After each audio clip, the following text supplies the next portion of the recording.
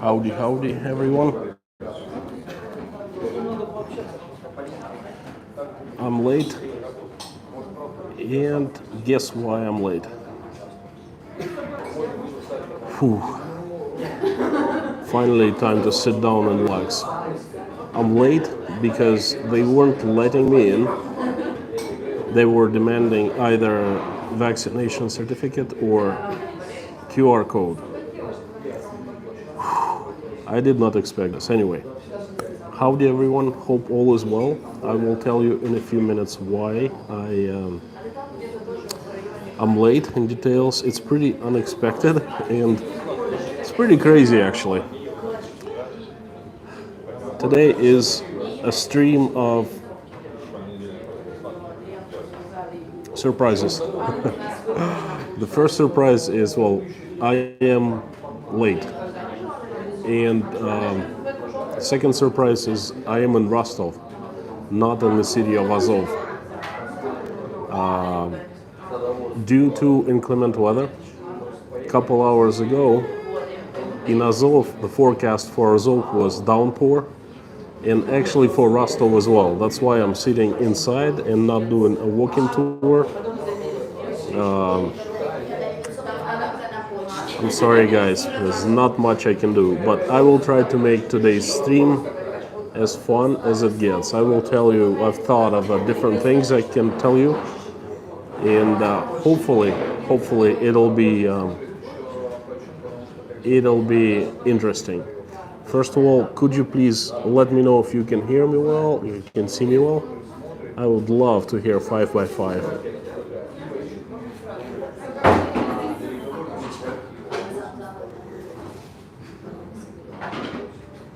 Teresa, yeah, just give me a second. 5x5, excellent.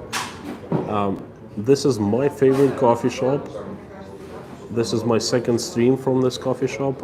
This is where I took my wife on the first date a long time ago, and it's a bit loud today. It's not as quiet as I expected. Hang on, let me show you where I am right now.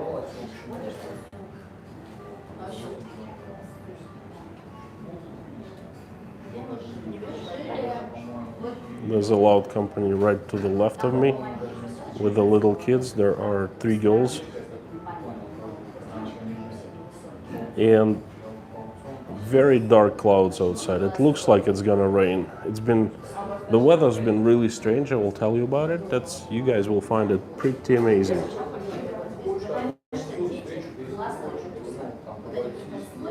Hang on. Okay. I have power bank today, so stream is not gonna be like a 5 or 6 hour hardcore stream, probably a couple hours, but I will try to cover lots of issues. First, I'd like to say hi to all of you. Morning Light, Lorna, Sunset, Kim, Teresa, Derek,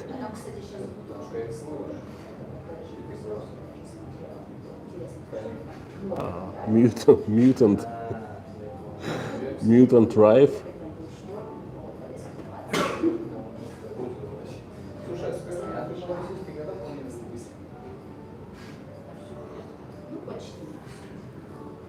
good morning to you and good evening to me. Guys, it's going to be a fantastic stream. Fantastic for me because I'm actually sitting down and not doing any walking. We just returned from Turkey day before yesterday at night, and I am so tired after this vacation. I need a vacation. Thank you for joining my stream today. Really good to see you here. All usual suspects. Thanks for staying with me. You know, guys, let's kick this off. If you would like to ask me a question, just a reminder, would you please type in caps? So it's better for me to read, easier for me to read, because I'm reading off cell phone screen. And today I will be answering all the questions because I'm not working and I can concentrate on the screen, on your comments.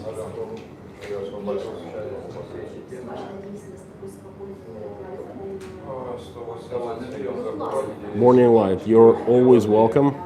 Looking forward to you coming back. Lorna, got something for you in Turkey? Yes, thanks for telling everyone that I'll be running late.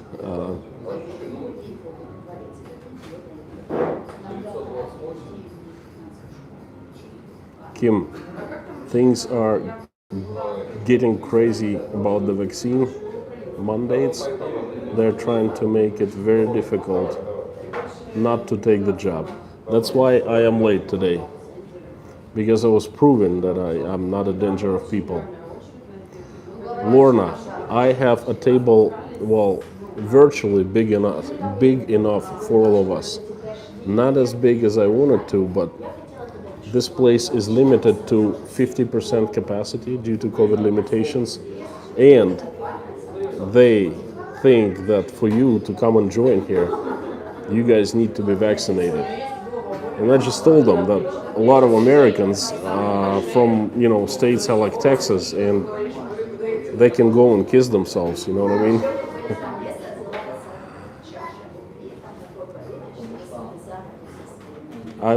Kim, I will tell a little bit later on what's going on with COVID-19. I have plenty of time to cover this topic. I will basically give you a general overview of things happening here. Lately,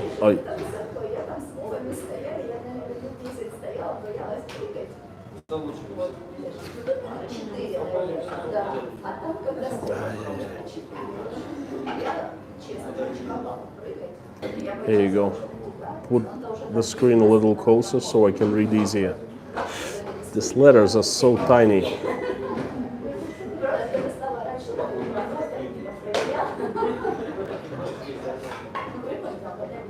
Teresa, welcome to the stream. I missed you too.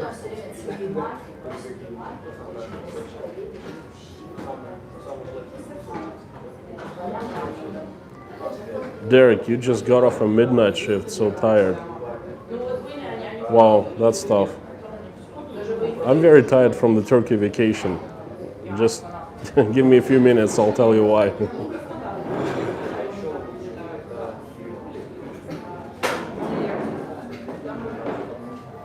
It's a nice table, trust me. I love rain and storms, especially at night. Me too, but it's really hard to walk with the camera when it's raining, downpouring, rather sit inside and having a coffee. It's not very comfortable, not too hot outside anymore, so I can finally enjoy a regular hot coffee.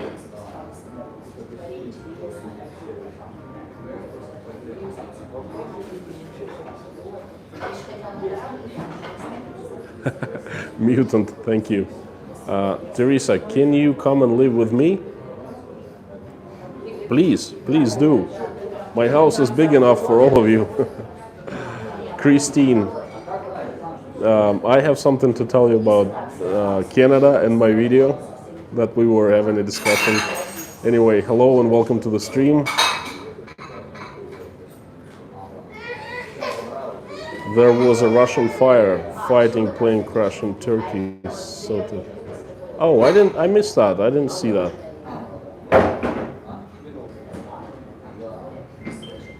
Lorna, watched yesterday's pinball video about DHS. Yes, I watched it and it's pretty disturbing. We'll see, Morning Light, chickens are taken care of. Good. So now we can enjoy. CBCLI, hi there. Derek, I love Turkish tobacco.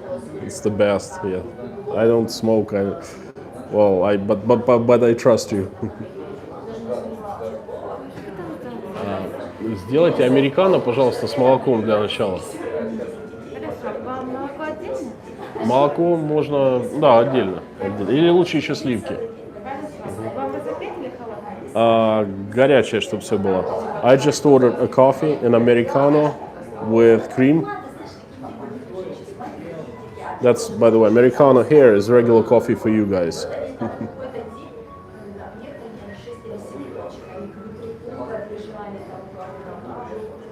Okay.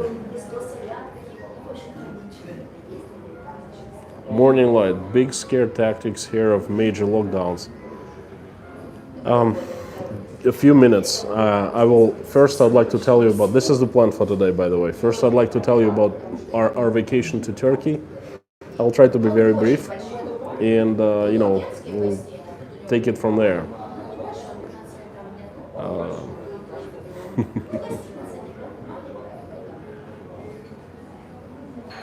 I heard the Americano part. Okay, so guys, we just came back from Turkey. Had a fantastic vacation. We used to vacate in Turkey every year, pre-COVID, and when there were fewer of us. When the girls were little, now there are 5 people, 4 adults and 1 child. Dasha is 14 years old and she's considered adult.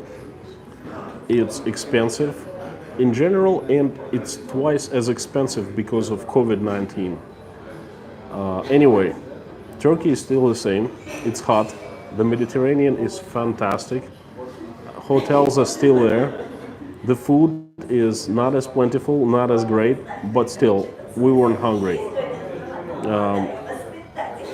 A couple of weeks ago at the stream, I told you I was going to take a vacation and I was going to Turkey. No, sorry, not Turkey, Crimea. And Lorna was all excited, and some of you were excited, like, oh, let's do it, show us Crimea and everything. And I'm talking to my wife, and she says, listen, I want to go to Turkey. And we start arguing. And it's never a good idea to argue with my wife, okay? So she has her reasons to go to Turkey, and then she's very logical. I wanted to go to Crimea, and she wanted to go to Turkey, okay? So we kind of waited the options. We checked on the prices and everything. We did not really plan in advance because you never know what comes up with the COVID-19, whether we're free to go or they close down Crimea, Turkey, and everything else. You know what I mean? So we kind of waited until the last minute. Then the 2 things happened. First thing is, Derek. Oh my God, I'll get there.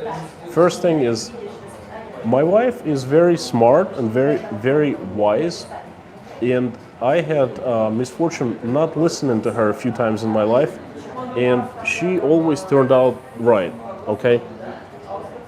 She generally turns out right. Well, most often she turns out, always. She turns out right, always, okay? And I hope she's watching this stream right now. So she was arguing towards Turkey. The girls wanted to go to Turkey. Michael, of course, didn't care, and I wanted to go to Crimea. We did Crimea last year, and I figured, hey, couple things. First of all, this is my philosophy of life. Happy wife, happy life. If my wife is happy, then I'm gonna be happy. And then the second, she is most often, always right.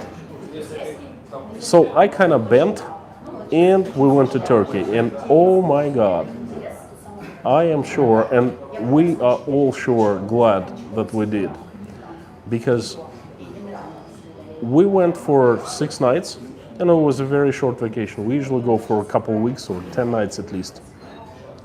Had lots of fun. There weren't any really big problems along the way.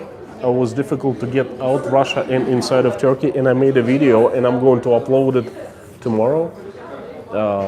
The weather was a little strange for Turkey, but it was hot. A couple of days it was muggy, but then it went dry, it was like 100 degrees, and the water of the Mediterranean Sea was comfortable 82, 83 degrees. Just the way I like it. We came back and we found out that Crimea is having a disaster. Flash floods, rains, storm like they haven't had in years and years. If we were in Crimea, then our vacation would be ruined. We would have stayed inside. This is the way it happened to us in January. We went to Sochi for quick 4 days, and we stayed inside January 16th through January 20th because it rained. It rained, heavy rain. Sochi, where the Winter Olympic of 2014 happened. Same thing would have happened to us. So again, my wife turned out to be right. And my coffee just arrived. This is an Americano. Okay.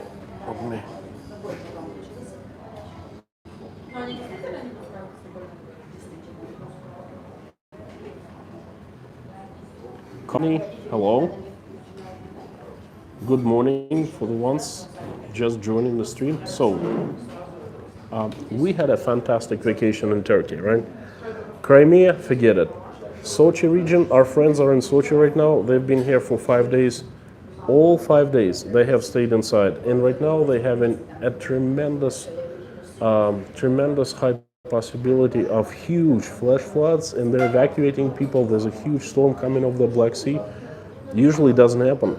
I mean, August is perfect weather in Crimea, in Sochi region, but this year everything is absolutely upside down.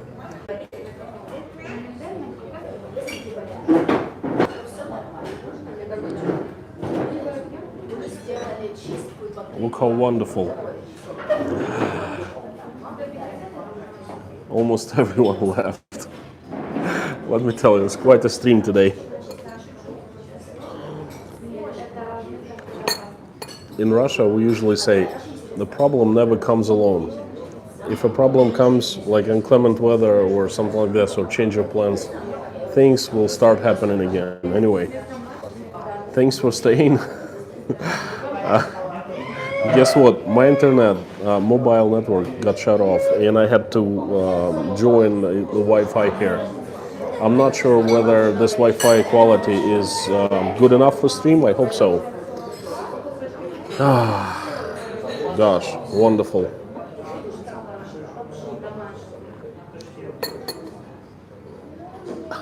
I got a super chat. Holy cow, thank you guys. Would you please tell me, the ones that have stayed, would you please tell me what I was cut, like when I was cut off, what was I talking about when I was cut off, so I could pick it up, could pick this up again. Whew. Can't you see I'm worried, nervous.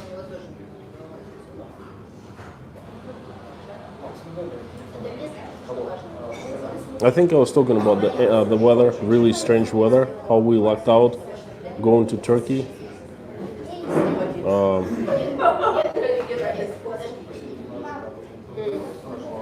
Guys, I see a super chat, but I don't know who gave it to me. So if you could please let me know, then it would be fantastic. I would really thank that person. That's my coffee.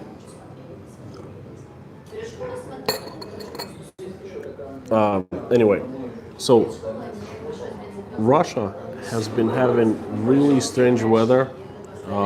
Southern Russia, Siberia, Far East and Siberia those areas have been extremely dry and extremely hot, which is unusual. I mean, it's Russia, right? North of Russia, northeast.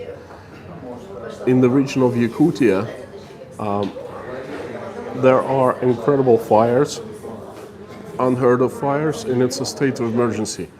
Putin actually addressed the nation through his press secretary, saying that the government is doing extra work to keep the situation under control, but he he said that the events the weather events that have happened this year in Russia have been unprecedented, and for once I agree with Putin. They have been unprecedented. It's either extreme drought or flash flood.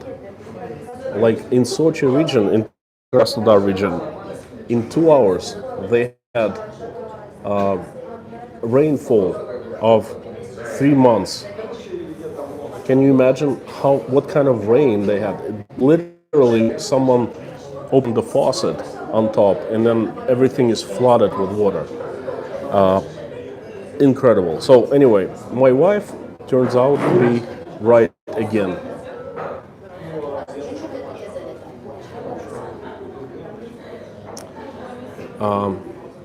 I don't know how she does that, but fantastic woman, and I hope she's watching the stream right now.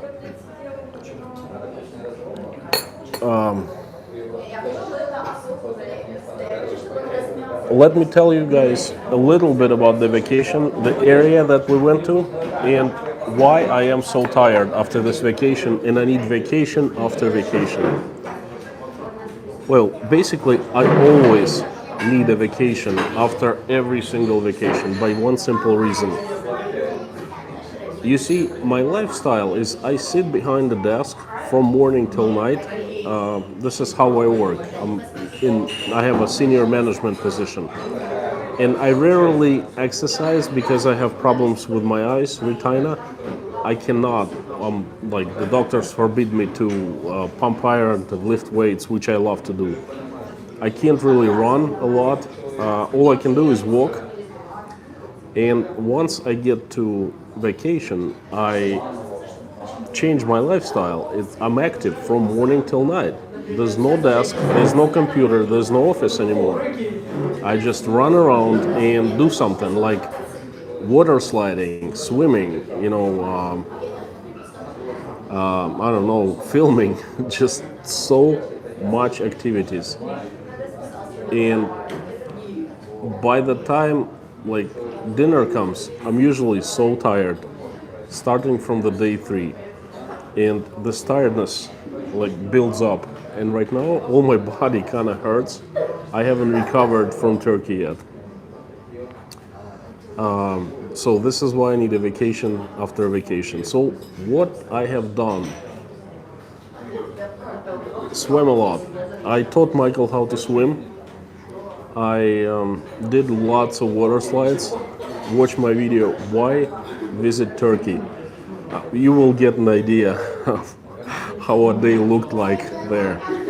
And I did quite a bit of filming. I did footage filming for 5 videos, okay? I did a walking tour of the beach, Khmer Beach in 4D. A really great walking tour. I liked it myself. I watched over and I'm about to edit it. Then I did same thing, the walking tour of our hotel that we stayed in. Then I did a walking tour of the shopping street, which is right next to our hotel. Then I met most vendors on the shopping street and I interviewed them. I asked them the questions. How do they like Russians and how do they like Americans? And then I did filming of how one day at the resort our day looks like. And I think I did filming some more, I don't remember. But anyway, 5 videos, okay? I stayed busy. It's like a video a day and it's a couple hours of pretty hard work, So anyway, we're back. I'm taking it easy. It's good that we're coming back into the weekend. Gives me a couple days to recover a little bit and a couple days to edit. Let me tell you a little bit about COVID update. In general, what's going on. First of all, it took us quite a few efforts to get into Turkey and then go back to Russia from our vacation. You see, the Turkish they want to minimize the spread of COVID in their country, but at the same time, they want to take all the tourists they can get. So they came up with the system. 72 hours, within 72 hours before your flight, you must take a PCR test. Well, of course, it has to be negative. After you get the results, negative, they must be in English with a special QR code. Then you go onto the Turkish government website and you register all your personal information. They want to keep track on you. In case you get, COVID-19, then they know where, like, who you contacted with, which hotel you stay in, where you went, and literally it's called HES code, and you must bring that code everywhere with you. And like post office, HES, personal HES for tourists is required. Police, HES required. Regular store or pharmacy, HES required. So basically, keeping track of all your movements. I don't have a problem with that, okay? But it used to be so much easier for us to get to Turkey. Basically, you pay for your package vacation, you take your passport, no visa required or anything like that. You take your passport, you hop on the plane, you get off at Antalya, they just stamp it, they transfer you into the hotel, and you swim. Now there are fewer steps, and it's not that easy anymore. Now, to get back to Russia, it's of course it's free for us. As Russian citizens, we have a right to come back to Russia at any time.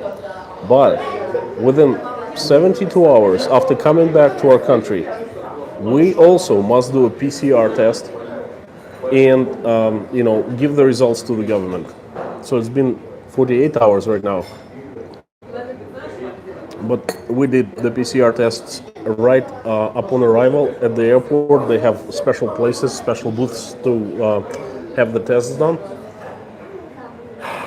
And of course it costs money. An express test costs about $50. So there are 5 of us.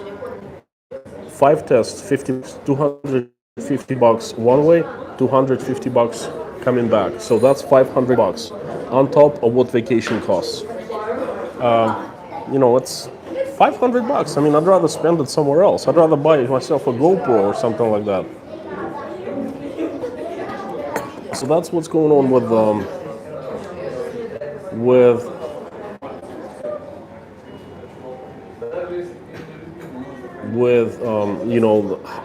going into Turkey and coming back. I actually made a video. It's edited and it's ready to be uploaded. It's called Getting Out of Russia. I take you step by step, all the steps how we were getting out of Russia and getting inside of Turkey. From the moment we started, getting ready for vacation to our hotel door. Michael J. Mead, thank you so much for your super chat. Enjoying coffee. I appreciate it. Okay, now let me tell you more about what's going on in Russia.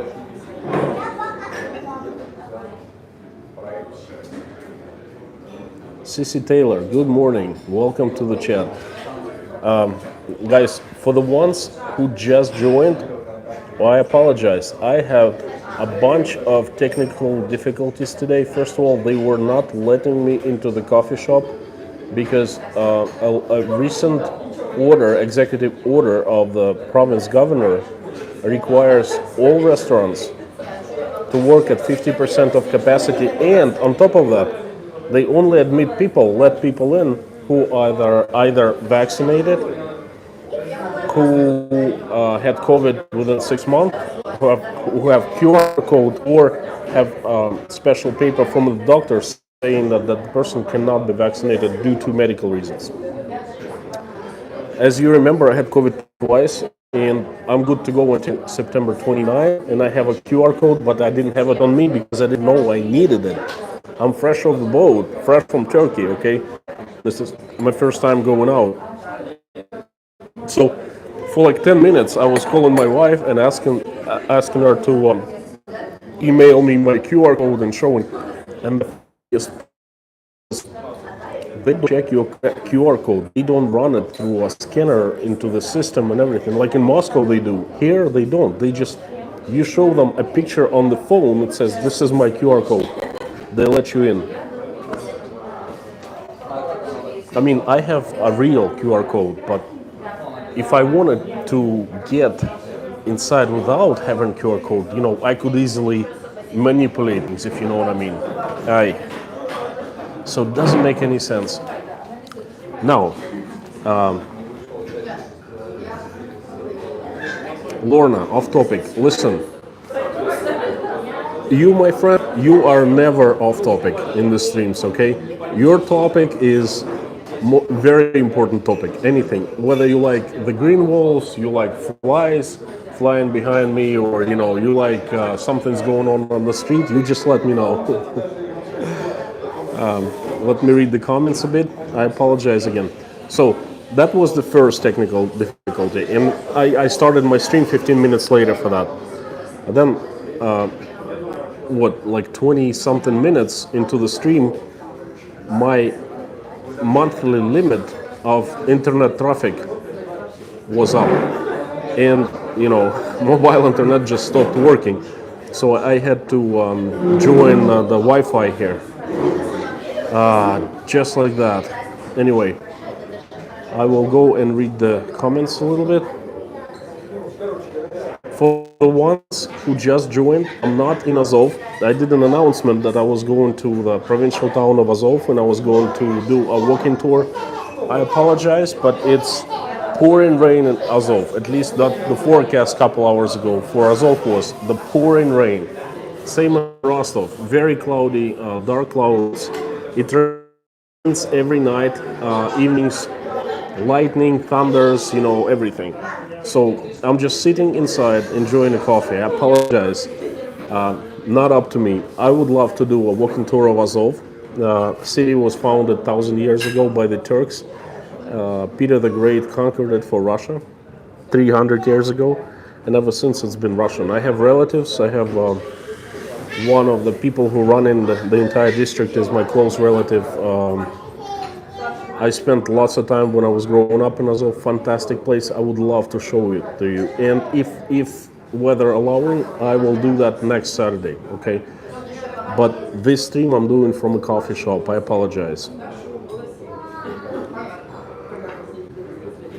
Okay. Buffering. I told you, just out of the blue, boom, I got a message from my mobile provider saying, "You're up your limit for the month." No warning, nothing like that, just cut off.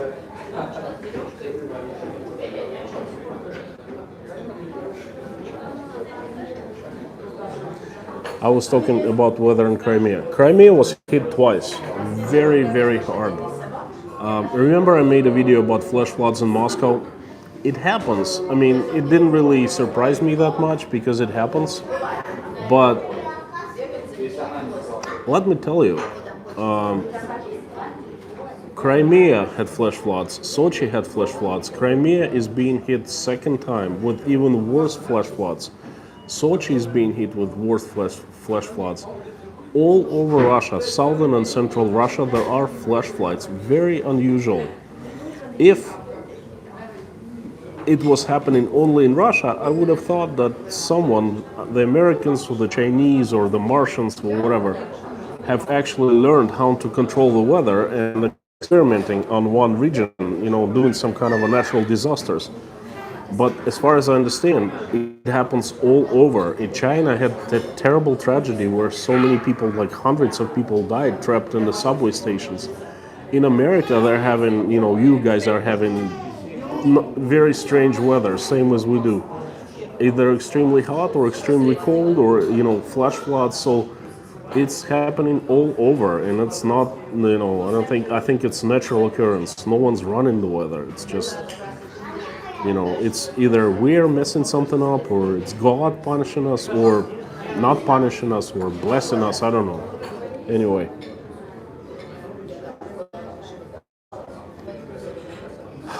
Sunset, all weather is controlled, 100-year-old technology.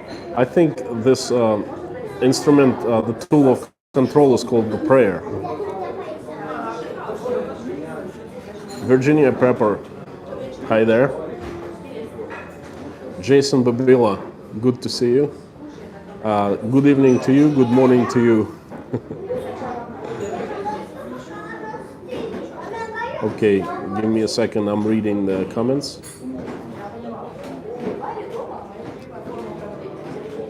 Klingon Princess, John Liebold.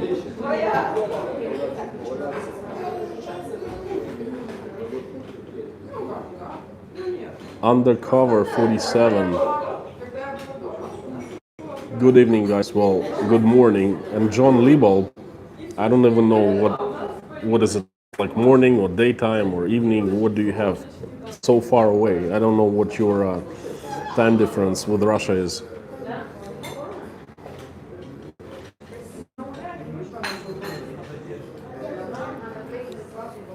Okay. I talked a little bit about vacation. Let me tell you what's going on with CV-19. We are having a wave, another wave. It's really hard for me to say if it's terrible or if it's not so terrible. Definitely there are so many people getting down with COVID. My relatives have just recovered or are with COVID right now. There are so many people that got vaccinated are with COVID, basically. The government has a new thing right now. A few months back, they were saying, get jabbed and you will not get COVID. Now they're saying, get jabbed and you will get COVID, but you will get over it lightly, okay? So I think it's ingenious because they're saying, get vaccinated, you will get sick anyway. But if you weren't vaccinated, you would have died, or you would have had it so much worse. Geniuses, seriously geniuses. It all started in Moscow. I was kind of, informing you on June 9th. The mayor of Moscow came out and said, vaccination is mandatory for 60% of all employees and such. I did many videos on that. But then the Moscow mayor, has mellowed down a lot. He's come out and said many times, like, it's under control, there are so many people vaccinated, we have so many more vacant beds. Девушка, а можно мне туда пересесть будет? Да, сейчас я беру. I would like to move to that table by the window. It's not raining yet, but it's getting there. Девушка, а я туда жду столик, а вы можете на мой сесть сюда. На 10? Ну хорошо. Okay. I guess I missed out. Anyway, so Moscow has eased up the restrictions ever since. It's been 3 months. But all other Russian provinces started tightening the screws, okay? And I don't know, too numerous to say, but Rostov province, the governor just tightened the screws 2 weeks ago, 10 days, no, 2 weeks ago. Basically, he shut off, kept, like, he did an executive order to keep all unvaccinated people out of banks, out of government offices, and people started freaking out because, you're not vaccinated, you haven't had COVID, but you can't go to a bank, you can't go to pay your utility bills, you cannot go and, register your real estate deal, like buy or sell your property, things like that. So the guy eased up his own restrictions the very next day. He thought, I think he didn't really, he didn't know what he was signing, but once he learned, he literally took his words back the next day. But still, there are many restrictions, and the restaurants, for example, they only allow people who are vaccinated or have had COVID over, like, in the past 6 months. You must present identification and verification that you are either jabbed. And if you jabbed, you get this certificate here from the Russian government, or get QR code, like I have QR code. Now you can get inside of banks and inside of government offices. You can you can go to notary publics, things like that. But still, so many people are required to get jabbed at work. Like in Moscow, I think don't quote me on that, in Rostov, but I think it's 60%. Canceled all concerts, canceled all soccer games. Well, basically soccer games like Major League games happen, but with no spectators, basically empty stadiums, things like that. A lot of people are sick, a lot. There's no question, COVID is here and it's spreading, but no one dies. Everyone gets over. My uncle had a really bad case, but he stayed home. He called the ambulance only when he couldn't breathe, and he also has an epilepsy. And he was in such a mess because the doctors, when he checked into the hospital, they didn't know his condition. They started prescribing him medicine that contradicted the medicine he had been taking, and he almost went to a coma. He spent, I think, 10 days in intensive care. I just visited him today. He's at home, he's fine, he's recovered, lost like 40 pounds, which is great for him, absolutely normal. Same thing with a cousin of mine, second cousin. She had infection, appendicitis, blew up inside of her, and I'm not really good with medical terms. Anyway, there was an infection in all internal organs, and the survival chance is 50-50, even without COVID. She had 2 surgeries, then she got infected with COVID. She recovered, she's fine. I mean, pretty serious cases, okay? But people getting over it as it was a real bad flu. Like, I haven't heard of anyone that died of COVID in the past, 6 months. Like, I'm talking about my relatives, my colleagues, my friends, friends of friends, and so forth, etc. Yes, COVID is here. Tons of my immediate family members are down with COVID.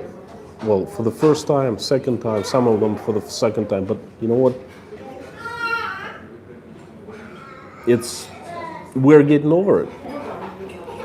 So this is the general update on what's going on here. Of course, they're pushing jabbing really hard. I think it will get down to the point where it will be mandatory, no questions, and the people who will not comply, they will be cut off from many aspects of life. For example, they won't be able to go to universities. Their children won't be able to attend schools, only virtual classes, etc. I think this is what the government is aiming at. Okay, so I hope you guys, you're staying safe, you're staying healthy, because COVID is here, it's serious, but it's not such a fatal disease, and it's not like so deadly. That's the good news.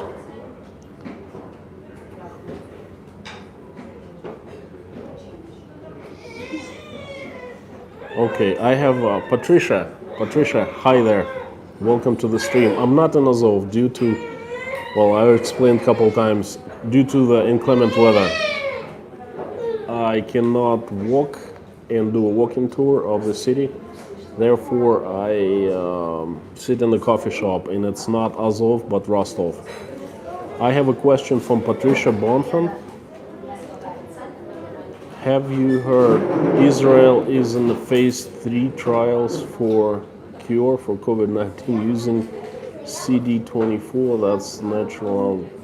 No, I haven't heard anything. What I've heard about Israel, and this is 100% true because I have tons of Jewish friends and close friends actually, and they live in Israel. Israel is 100% vaccinated. Back in June. So since they're all vaccinated, they started easing up all the requirements.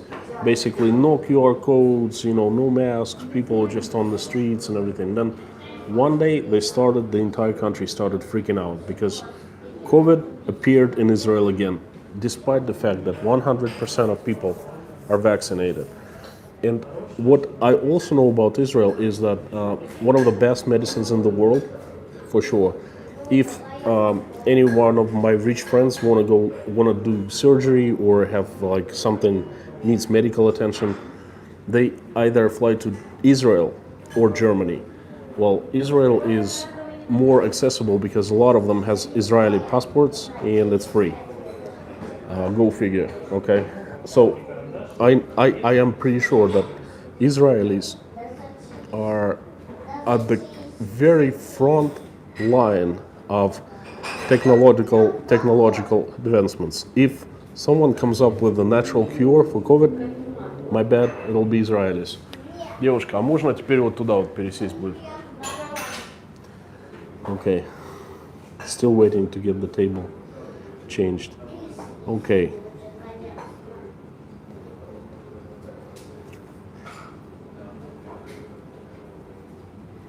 Oh, I see John Liebald, 11 p.m. here, Saturday night at Perth. 11 p.m. So you are, that's right, 11 p.m. You are a few hours ahead of me, whether the Americans 7 hours behind me. I see, makes sense. Okay. Saturday night, guys, a little off topic. I love doing streams. I literally have fallen in love with taking Saturday afternoon, Saturday evening for myself and for you guys, and going out, finding an interesting location and doing like streaming, doing a YouTube stream. Fantastic. I actually was looking forward to doing the last stream in Turkey and to doing this stream in here in Rostov. I was discussing with Natasha, my wife, of location, an interesting location for you to find, for you to take you there and show you around. And then we both decided that Azov is a very cool place. Next year, if the weather is not so good, we'll see. I don't know. August, it's supposed to be perfect. It's supposed to be not as hot anymore. And then, in the 80s and 90s, very strange year again. So if the weather is not so good, I'm gonna take my entire family into the Old House Resort. That's where we had our wedding reception, and one of my videos says where the rich Russians live. One of my most favorite places in Rostov. One of the subscribers, Jason Babila, gave me a super chat, $50, and for a dinner with the family, and I had a breakfast with the family. So thank you again. That was off topic about doing the live streams, how much I enjoy them. So if guys, I'm trying to read the comments, but it's not really convenient on the telephone. If I miss someone's comment, you want me to answer something, put it in the caps again, and chances are I will catch it. I would like to mention something to Christine K. Christine is a Canadian, and we got into an argument about one of my videos that says why Canada is worse than Russia. Gosh, I got so much heat for that video. Basically, I heard the pinball saying about that Canadian government voted not to hold not to pause all the elections, and I immediately went and checked, and I read the Globe and Mail, and I kind of got the same information from the Globe and Mail, and I made a video why Canada is worse than Russia now, and I said, well, basically because there are elections, although fake or not fake, or I don't know, just a show, perhaps. I don't know. Don't quote me on that, but if you know what I mean. But in Canada, they don't even have that anymore. So that's why currently Canada is worse than Russia. But Jason. You know what? I'm definitely going. First of all, I'm so excited. I'm changing the tables right now. I'm having like 10 more coffees. Hang on. Thank you so much.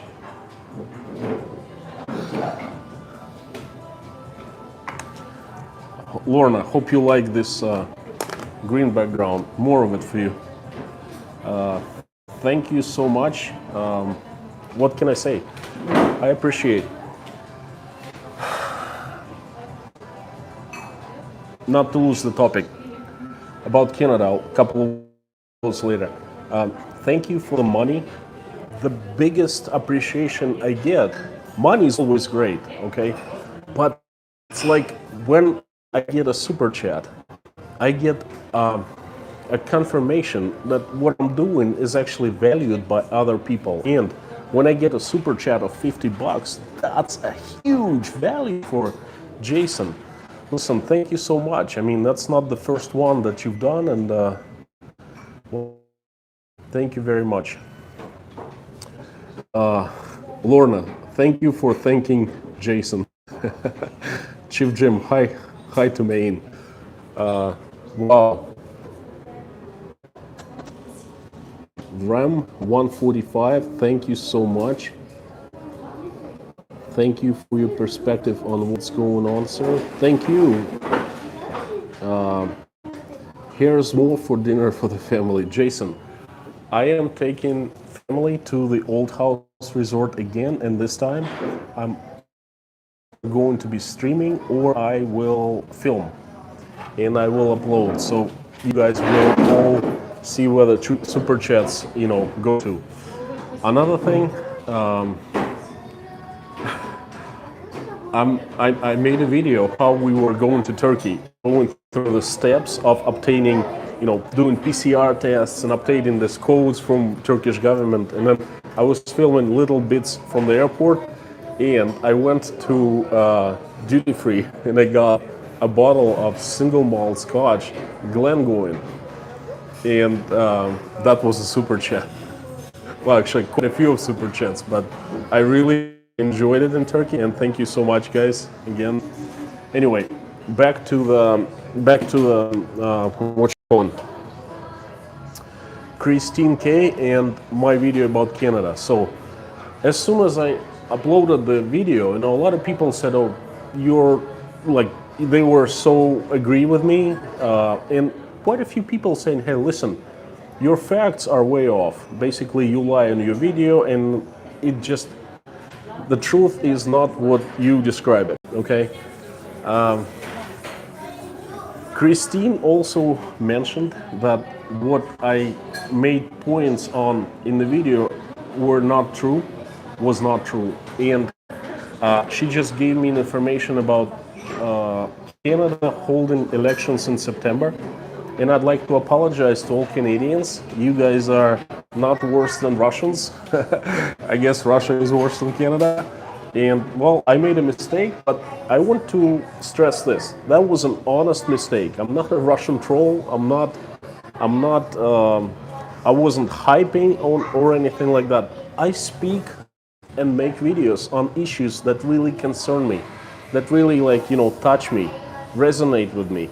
And that issue certainly resonated because I like Canada very much. Fantastic country, fantastic people. Literally, I have not seen one mean Canadian. I dealt with Canadians all the time in Old Orchard Beach, Maine for like 10 years because I was a huge Canadian holiday vacation spot. Very nice country, very nice people, and a model democracy. And I'm glad that it stays that way. Okay, there are a few things I don't understand about Canada, like you perhaps correct me if I'm wrong, but like my friend Igor, he's been a Canadian citizen for 25 years, but he was born and raised in Soviet Union, an anesthesiologist, okay? He owns a few houses in Canada and he sold them and moved to Virginia Beach. He told me that there is some kind of rent control, like if you rent out your house and people stop paying you, you cannot kick them out. Is it like don't understand this concept. Why? Perhaps, I don't think he was lying, okay? But you guys either confirm or say if it's not true, all right? Well, if you're Canadians, and could you please do it right now? Because I don't understand. If it's true, then I'm puzzled, okay? And this thing, I don't know. Christine K. Morning Light. I saw where the news said the elections had been suspended too. And Morning Light, this is how I understood too, that the elections suspended until it's safe to go back and vote for people together and congregate again. But I guess some people saying it's not true. I don't know. Christine K, thank you, Constantine. I researched you and want to hear what you have to say about Russia. I'm saying things that I live, and I say truth. There's no BS. I never say that. I'm basically giving you life in Russia through my eyes, through my filters, through my outlook, and my filters are, again, for the ones who just joined the chat, joined the channel. My filters that I see life through, my values, are God, family, hard work, and freedom. Basically, these 4 values that my life is spinning around. It's really hard to live with these values in Russia right now, but I'm trying. I'm trying to manage, Okay. So that's Canada for you. So many comments. Kim says, but the pharma companies don't make money with natural cures. Kim, historically, I have many friends who are medical doctors, and quite a few of them actually turned into sales of drugs to the big pharma. Like my best friend was the head of Johnson & Johnson in 4 countries, in Uzbekistan, in Kazakhstan, in Georgia, and another country, I don't remember. But anyway, then he moved to Moscow. He was a head of company AMG, then he went to Pfizer selling drugs, He's telling me the insides of the farm business, and it's not pretty. I won't even go in the stream. I won't go ever, because if I claim something, this information I got privately from my friend, and the farm companies, they can go after me, basically. They can shut down my channel. But trust me, what these people doing, they're basically doing a bunch of lies. They're lying to us, and they are leading us into the wrong direction, because our bodies are so perfect. They were created by God, and they heal themselves. We heal ourselves, There are so many things we need to consider, like thinking good thoughts, meditating, giving our bodies rests, asking our bodies, praying, things like this. These things work. But instead, the doctors and the big pharma, they sell us pills, very expensive pills that take away symptoms. That's it, So of course, the big pharma companies making tons of money on vaccines, on masks, on disinfectants, on new drugs against the coronavirus. So far, no drugs have been researched against common flu, regular flu. It's a virus. You can't do anything about the virus, okay? But they're making pills and drugs against the coronavirus. Like when I was down for the second time in Moscow, watch the video, I'll put the link down. The doctors came to my house every single day, and they brought me tons of free drugs. Free for me, but they weren't free. I mean, the taxpayers paid for the drugs, Very expensive. I didn't use them, and I got recovered fine, but this is what the the drug companies basically do. They sell us snake oils. Don't get me started, okay? Sorry. I don't want to talk about that stuff anymore. Christine K. There is going to be an election in Canada on September 20th. Expect announcements tomorrow. Christine, as soon as the elections are held, I'm going to make a video. Officially apologize to the Canadians, to the people that I offended. I will tell them there's a mistake in my video, and I admit it, and I have no problem doing that.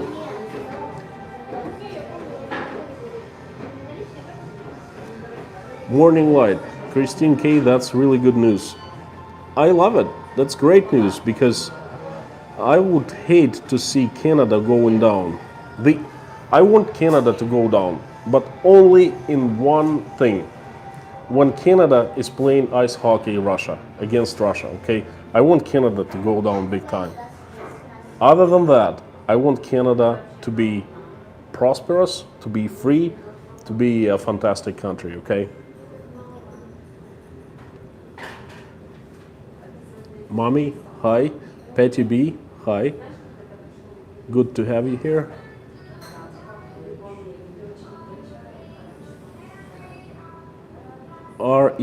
RAM 145, you can't kick out people here for not of rent in the US though early October.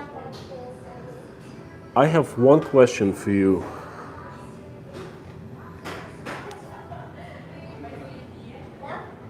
Let's say I buy a house, a second house, and I have a mortgage, and I rent it out to someone.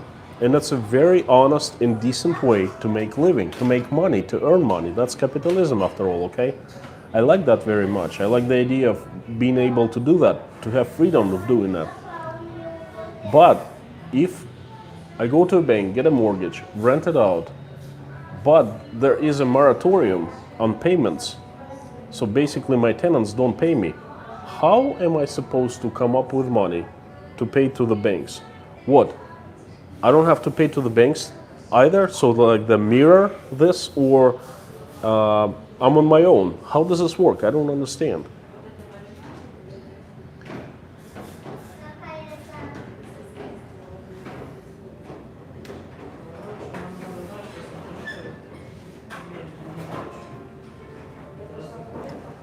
Lorna, Patty B, I had to put drops in my mother's eyes. Pain in the butt. It wasn't a message to me, I'm sorry. I put drops into my eyes. I'm nearsighted. I'm doing contacts. I wear contacts, so I have to do drops every morning.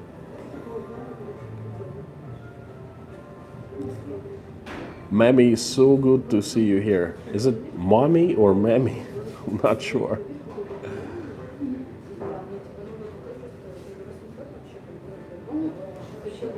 Les White, hi there. Good evening to me, good morning to you.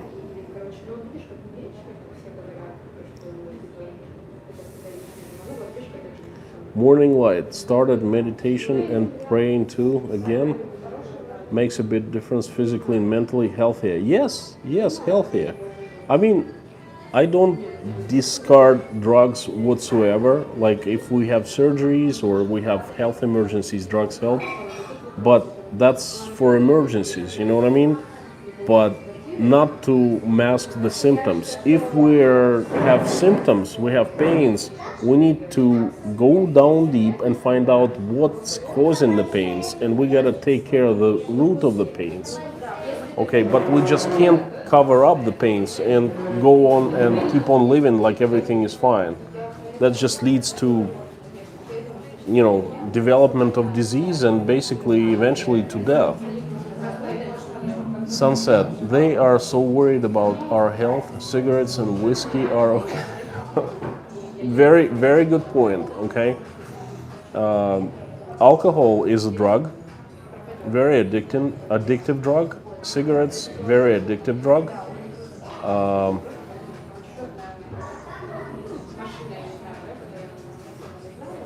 Well, I tell you what, sugar and caffeine are very addictive drugs too. Coffee and caffeine, some people can't live without it. Patty, Constantine, I agree. Too many doctors here are pill pushers. We do natural herbal treatments in our house. My mom is very knowledgeable. She's an expert. I think she's watching the stream too right now, in doing herbal treatments. And way back when I was growing up, we relied on homemade herbal treatments so much more than now. Unfortunately, that's not the case anymore.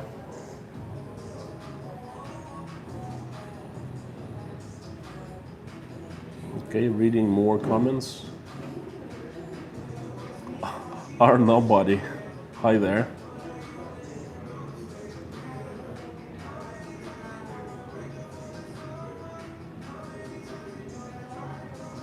Mommy, sorry to hear that, but I thought you were getting better.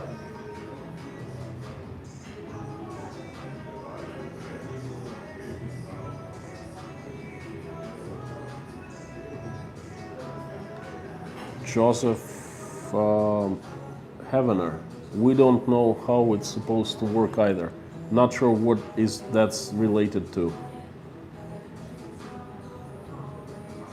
Oh, I see. Mommy, that's easy.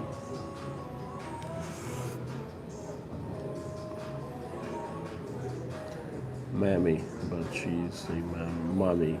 Anyway, I hope you don't get offended. I'll just say mommy. Constantine's mom. She doesn't speak English, but she tries to pick up. She was very concerned. She was telling me, like she liked the stream from Turkey, but she was telling me like, why did you say that you're from Maine? If you're from Russia, so people got so upset. I was like, hey, it's not such a big deal. Don't worry about it. Kim, what is your plan for job once you QR code expires? You are putting me on the spot, my friend. Let's put it this way. I am not going to share my plans publicly for the jabbing. I have stated my stance of jabbing, being vaccinated, myself, my kids and everything. My kids are not vaccinated for other stuff, not just coronavirus. And anyway, I've stated my stance on that. What's going to happen after September 29th, I'm not going to publicly speak about that. I apologize, but that's pretty personal, if you know what I mean. If you really want to know, just email me. I'll let you know. I'll just give you a hint.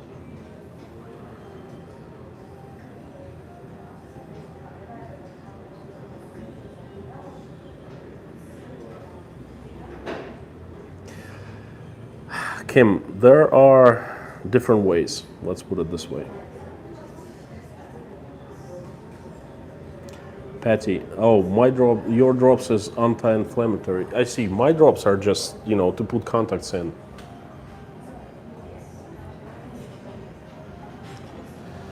Yeah. Okay, I'm back again. There and back again.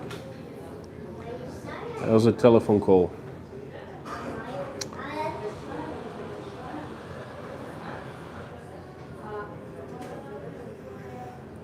Frank, first of all, good to see you. CDC and Feds approved third booster shot for immune deficient people. From what I understand, the modern day doctors and modern day medicine, they don't really know how the immune system works. They're like blind kittens. They push somewhere and they get the result, but then they don't know much about the whole system, And from what I understand, what they're doing is it's sheer nonsense. But this is my personal opinion. Don't quote me on that.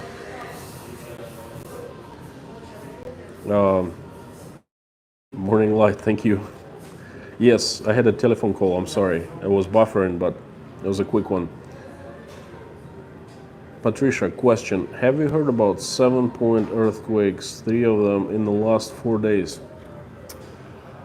Patricia, I have heard of something's happened very briefly because, we were in Turkey on vacation preoccupied with water sliding and swimming and pier jumping and things like that. Something's going on. I was talking earlier in the stream. Russia has been having extremely strange weather this year.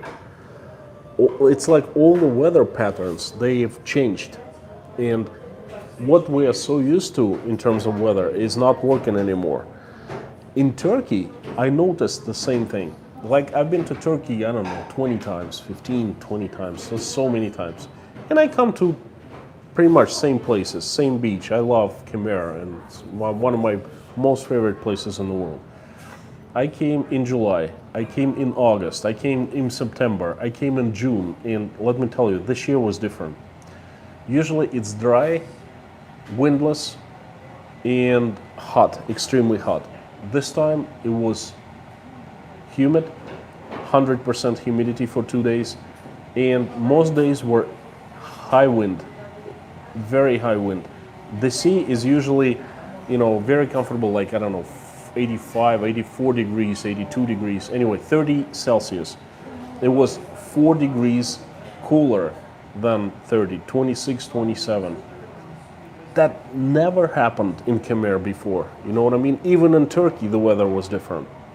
So I think that earthquakes, floods, torrential downpours and everything, they connected somehow. We are living in one connected system. Okay, we cannot just separate, hot weather from rains, from earthquakes. I think volcanoes and everything. I think our planet is feverish somehow. But I don't, I can tell you. I don't know what to tell you besides that, okay? I have the sense of something's going wrong, but that's it.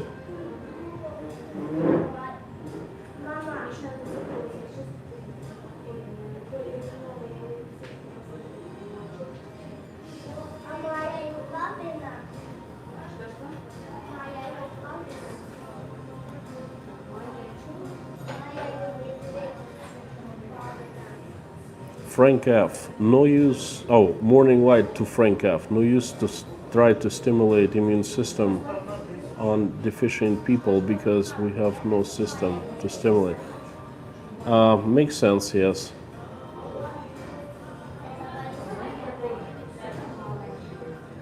Christine, I received the double jab. No ill effects. Okay. First of all, I have no problem with people getting vaccinated. I am vaccinated myself. If you could see, back in Soviet Union when I was a kid, you see this huge chunk, flesh missing? That's BCG vaccine, okay, against lung disease, whatchamacallit, tuberculosis, okay? We all got this vaccine when we were kids in Soviet Union, and it worked. And it didn't have any side effects. So I have no problem with people vaccinated. But the thing is, it's something that is put inside me, my blood. And when I'm adult, I like to control what is inside of me. Someone sticks a needle and puts inside, okay? I have made my opinion based on many doctors, very close friends of mine, opinions that they shared with me. Historically, again, I have top doctors, very close friends. One was deputy health minister, and I will not put him on the spot, and I will not tell what he was, what he told me. He had spoken to the head immunologist of Moscow, the city of Moscow, on the issue. Then I met tons of head doctors of large clinics at my friend's 50th anniversary, not too far, like long ago, and I talked to them. I'm not going to tell you what they told me because, again, I don't want to put them on the spot. But let me tell you something. My opinion is based a lot on their opinions, what they have told me, okay? I hope that by receiving a jab, you will be fine. And I hope you do not get coronavirus. I hope the jab works, okay? The one problem with it that I have is 5-year research, 10-year research hasn't been done. You know what I mean? What's going to happen in 5 years? What's going to happen? What kind of adverse effects on people's health will take place in 5 years, in 3 years, in 10 years? Okay, that's called clinical research, and it hasn't been done.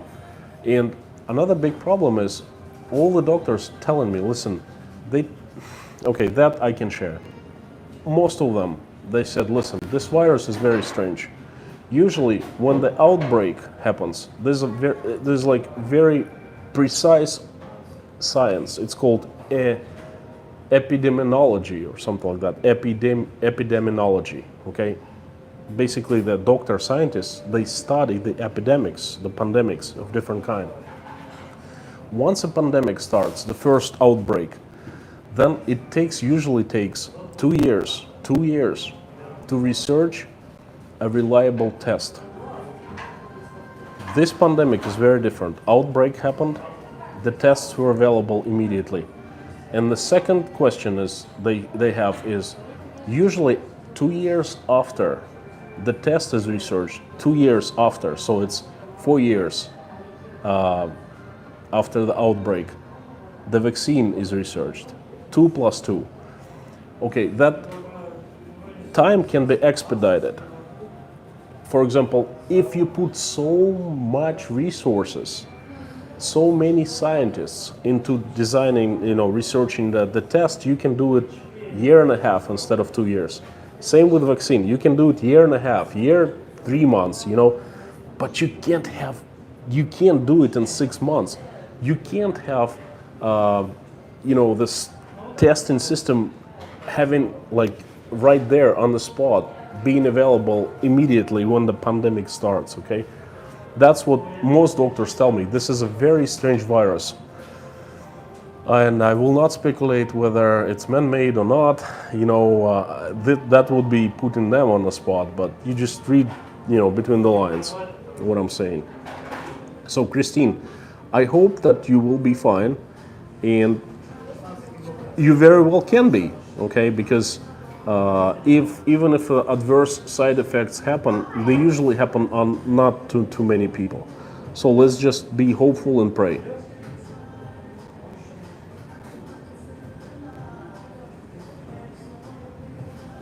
Okay, going down.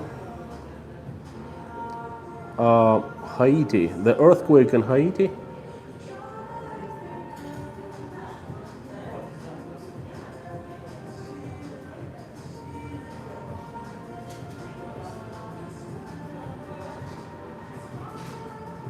Firefly farm.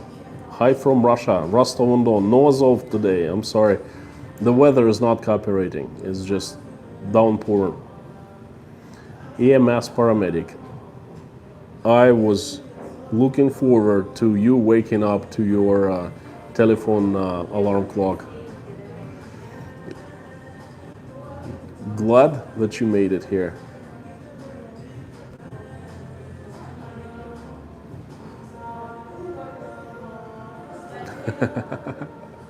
Well, glad you made it.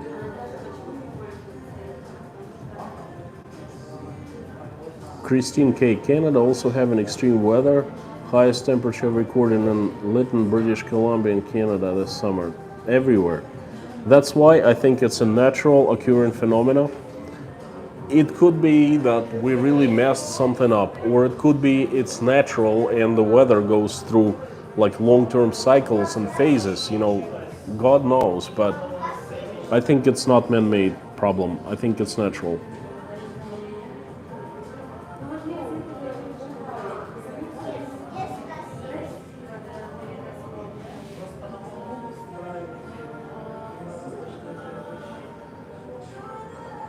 Jason, hi Jason. Oh, yeah. Hi. Hi again. Yeah. I thought it was a different Jason.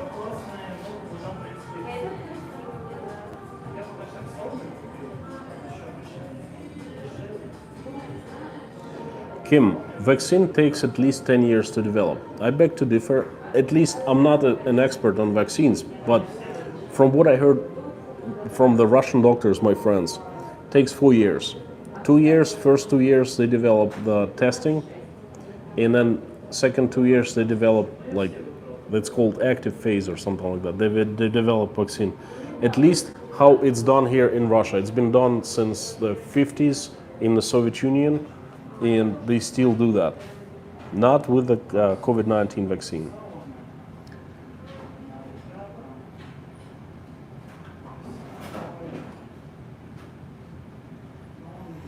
Morning light. The kind of vaccine it has not been successful in 5 years before. Yes, you know why Russian vaccine is called Sputnik 5? It's 5, it's not V. A lot of people say it's Sputnik V. No, it's 5. It's the 5th attempt.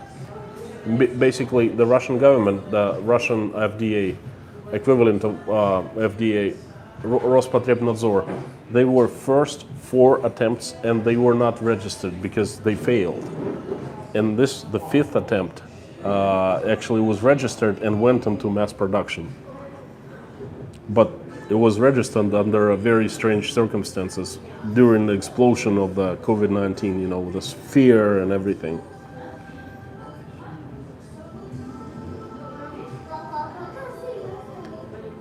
Okay, R nobody. It's certainly a modified virus. You're certainly reading between the lines.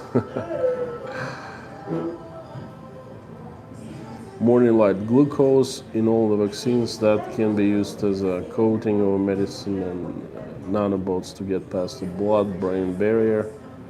The Japanese news about the research. Morning light. I don't personally believe in the nanobots.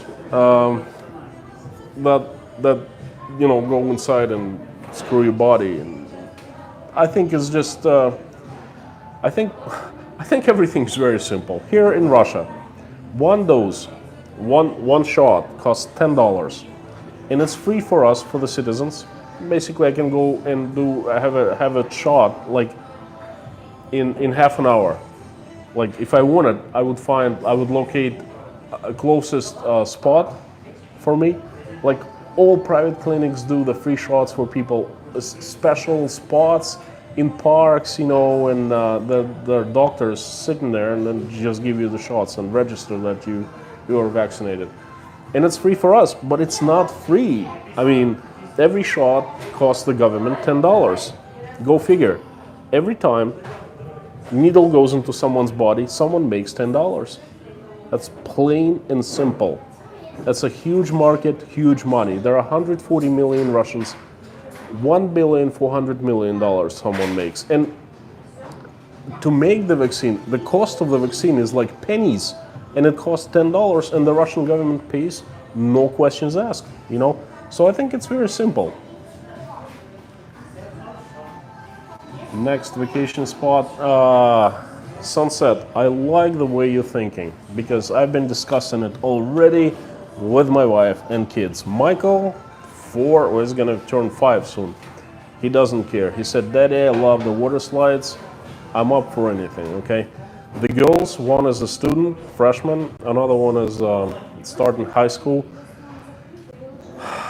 They like Turkey, but we'll see. Depending on the coronavirus, depending how much money we make, because things are getting tough here financially in Russia.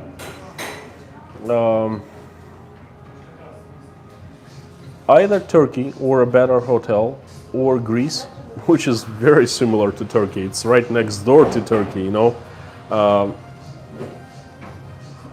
The island of Rhodes, which is a fantastic place, a Turkish island, is actually seen from Turkey. It's only like 15 miles off the coast of Turkey, and you could see from Rhodes, you could see Turkey, and vice versa, and you could see like military ships going back and forth, Turkish and Greek, because they hate each other. Okay,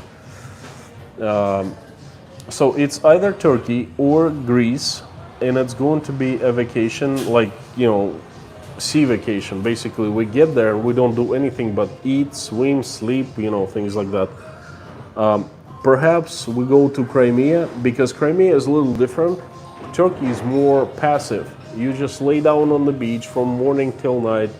You have a restaurant right on premises. You eat. You don't have to worry about anything. You don't step outside of the hotel. You don't have to, at least. Crimea is different. Crimea is small hotels.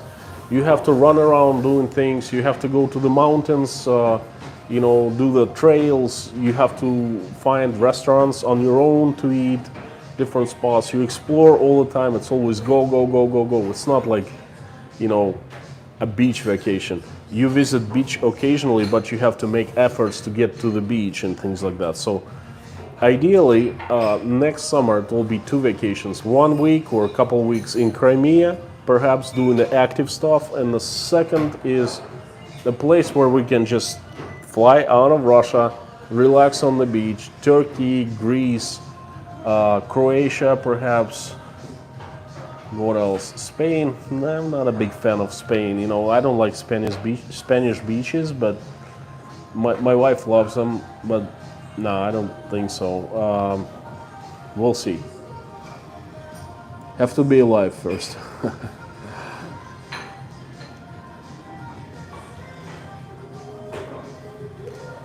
Morning light. Past blood-brain barrier means get stuff into your brain directly. Too controversial. Even if it's true, I don't really want to think about it. I have my stand on things, and I'm gonna keep on standing.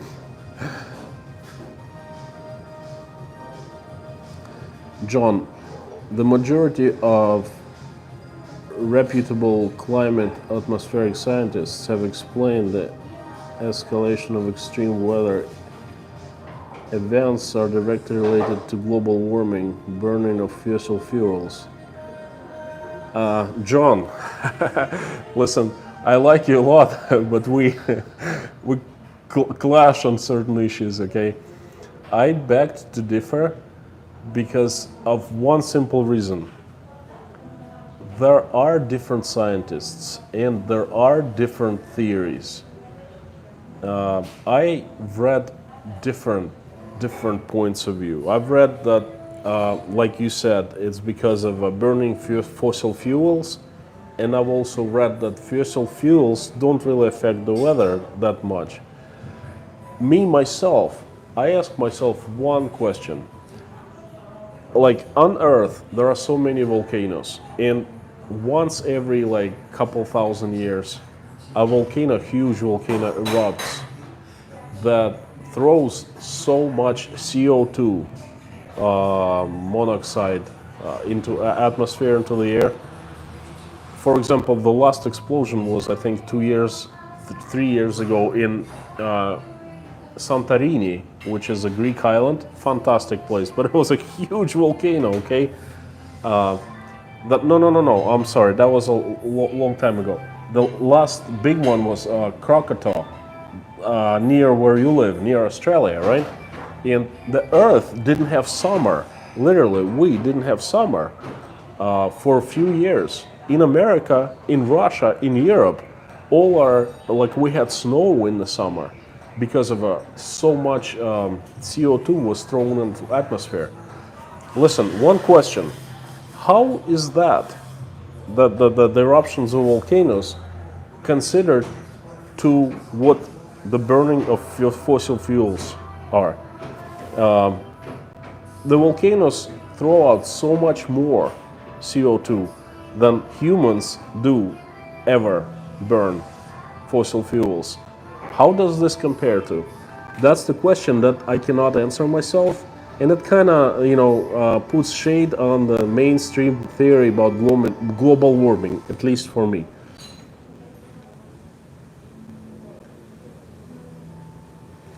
Okay, Patty.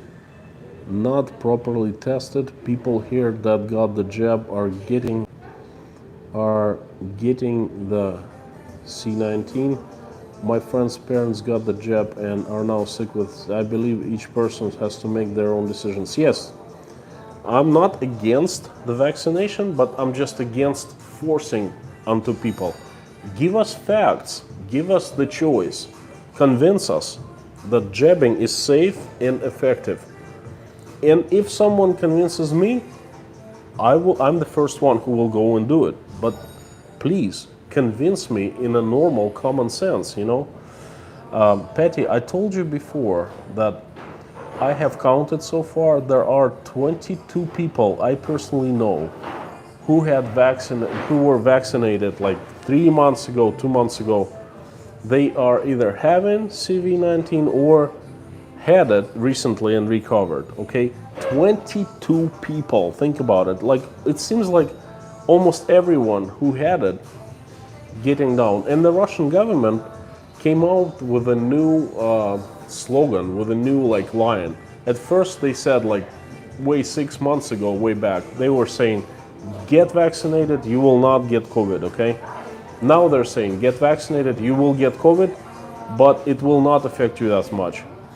Your COVID you'll get it much easier than if you weren't vaccinated. That's what they're saying. That's their official stand right now.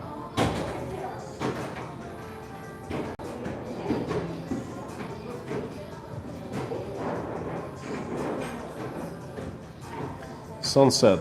I worked at a pharmaceutical company. 10 years is standard for testing. And, well, okay, perhaps we have different standards, like in Russia, okay? Here it's called clinical trials.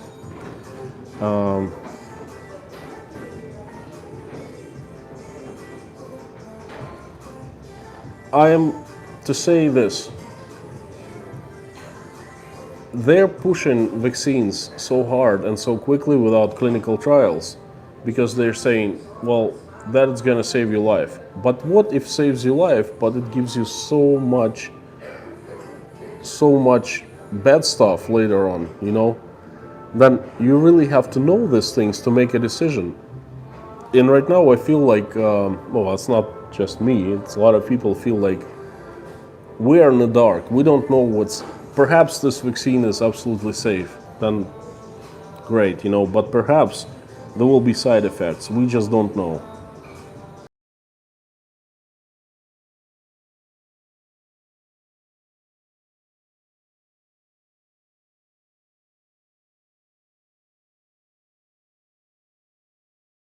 One, vaccines do not prevent infections or transmission of COVID. It merely prevents the majority from severe effects.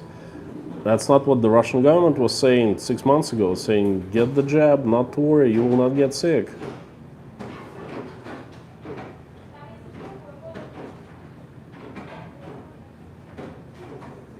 Morning light. Konstantin, I hope you were right on the vaccines. Me too.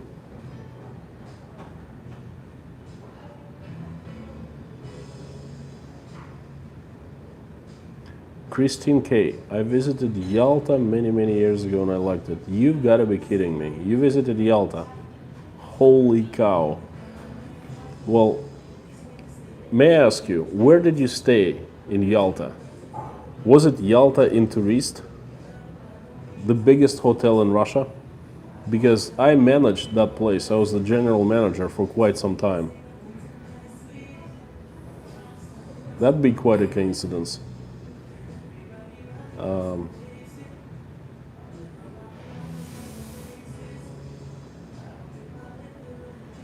Are nobody. 4 years after COVID vaccine shot, zombie apocalypse.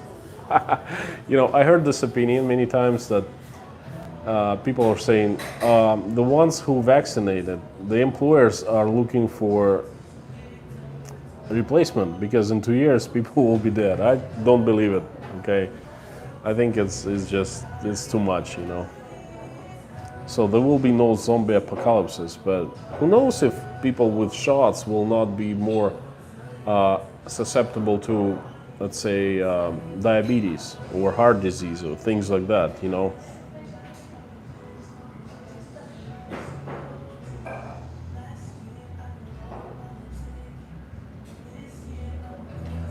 Patty B. Constantine, vacation to Egypt. Great sights to see there. Patty, you're reading my mind. Listen, I said it before. Egypt is another one of my favorite destinations. I don't like Egypt, mainland Egypt, that much as I love the Sinai Peninsula. I think it's pronounced Sinai in English. Sinai. In Russian we say Sinai. That's what Sinai Mountain is. It's the peninsula between Africa and Saudi Arabia. And on top there's Israel. On the bottom it's like a triangle. And I like to vacate on the very, very, very end of that triangle. A place called Sharm el-Sheikh. The Red Sea is the best sea, hands down, the most beautiful sea I've ever seen. It's tropical fishes, it's sharks, it's colorful, it's Nemo fishes. I mean, oh, love Egypt. Desert and red, huge mountains. Okay, Egypt was off limits to the Russians because there was a plane downing 4 years ago, and the Russian government just forbade Russians to organize travel tours to Egypt. But believe it or not, they just opened Egypt like a week ago. And me and my wife, we were thinking about going there. Love the place, love the place. And the climate there, of course, it's much more to the south, even than Turkey. It's unbearable in the summertime. I was there in July once. Guys, Egypt and Dubai were the worst places in the summertime that I've ever been to. Terrible. I will never go back to Egypt in the summertime for leisure. But October, perfect. Hot at daytime and comfortable 70s, mid 70s at night. November is okay. December is a little cool. I went 3 or 4 times to celebrate New Year to Egypt in the past. But still, you could swim. You know, it's not as hot and not as comfortable. The water is not as comfortable. It's like 74 degrees, which is not bad, but it's not like, you know, not 80s. But anyway, definitely in our plans, definitely. And if we, perhaps even this year, you know, if the circumstances allowing, we will travel to Egypt. I've been to Cairo. I've been to Egypt like, I don't know, 10 times perhaps. I did we call them excursions, the tours to the pyramids, to the Karnak temple, Luxor, and I stayed in Hurghada a couple times, which is on African mainland of Egypt. And I went to the Nile River, along the Nile River, drove. And most of the times I stayed in Sharm el-Sheikh, which is on Sinai. Oh yeah, I've been to Mount Sinai like 3 times. Fantastic place, oh my God. That's one of the best places I've ever visited. Mount Sinai. If you guys ever want to go to Egypt or Israel, it's not too far from Israel. It's like 2-hour drive down south. I recommend you visit that place. Fantastic. It's just one of the must-see destinations for any Christian, I think. Okay, so Petty, thank you for heads up, but yes.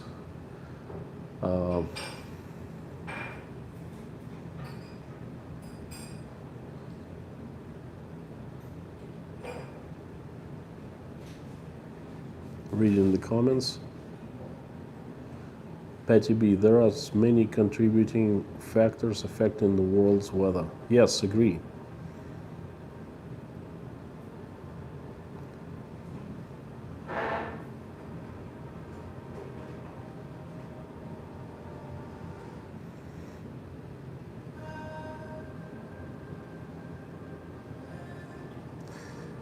Joseph Havener, our government in the US is trying to turn the vaxxed against unvaxxed. It's not just the US government, that's all the governments. In Russia, same thing, you know. The Russian government is trying to turn people one after another because they're saying, well, you are so, what's this the right word? You are so Like you don't think of other people if you don't vaccinate it, okay? You just care about yourself, you don't care about the others. And, tells people the people who refuse to vax, they they're selfish, they don't think of you. And I can see it start happening, you know what I mean? Like turning one after another. But guys, seriously, I don't want to talk about COVID-19. That's all we've been talking about. I will tell you about the vacations. One of my favorite places for vacations. Hang on.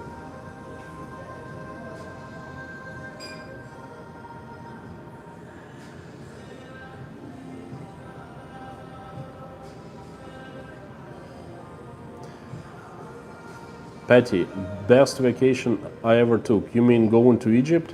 I'm not sure. Morning light. Gosh, Red Sea sounds so cool. This is the best sea. I mean, I've traveled many. I've been like 35 countries, I think. The Red Sea in Sinai is the best I've ever seen. This is so cool. I think it's only compared to, well, I haven't been to Australia, but the Great Barrier Reef, same as like reefs in the Red Sea. Same caliber, same beauty.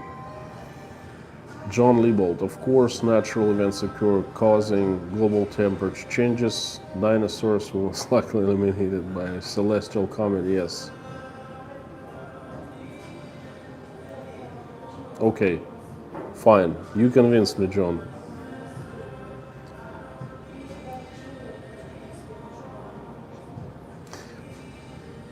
Sunset, did you pick up farm produce you mentioned in a couple weeks ago? Yes. I made a video. So much to edit, It's coming up. I went to a farm, my uncle's farm, and I got lots of watermelon, all kinds of stuff. Everything is on film. I partially edited it. It'll take me next week. It's coming up next week. At least five videos from Turkey, and then one farm video, and I have a couple other ones. See, I'm trying to rotate the content. I try to educate and entertain. Turkey is about entertaining, okay? Things about like COVID update and things that happening in Russia, they're more educational. Okay, so I tried to do one video that's educational, one video that's entertaining. Let me tell you where Russians usually vacate. Turkey is destination number one. John Liebold spent 4 years in Rostov, a few years in Russia, so he knows. Turkey and Egypt were destinations number one way back when Egypt was open. They were cheap and very accessible. No visas, no hustle, very easy, all-inclusive hotels. You just pay money in Russia, you get a package tour, you go to the airport, you fly, they stamp your passport, you go on a bus, and then 1 hour later or half an hour later, you get off of the hotel, and that's it. You're inside of the hotel. It's an entire city, restaurants, swimming pools, water slides, everything. The beach. 1.5 hours after like 6 days of like sun tanning and being very careful and turning brown, I was so sunburned. I think it was worst sunburn of my life. That's how bad Egypt in the summertime is. So, but in the winter, it's perfect. Turkey, vice versa, is perfect in the summer. Well, then that's number one and number one locations. Number two is Europe. A lot of Russians travel to Croatia, Italy, Spain. Spain is hugely popular with Russians. Some people go to Portugal, some drive, mostly fly. Explore Europe. I personally like Europe very much. I've been to pretty much most European countries, and sometimes people go to travel to Greece as a supplement, as opposite. Well, as a replacement for Turkey. Some people don't like Turkey, like Armenians. They never go to Turkey, but they go to Greece, right? Okay, so Europe is destination number 2, and destination number 3 is Southeast Asia, Thailand, Bali, Indonesia. Not a big fan. Not a big fan at all. I don't like going to Southeast Asia. I would rather go to the Caribbean. Long flights, like 14-hour long flight for me.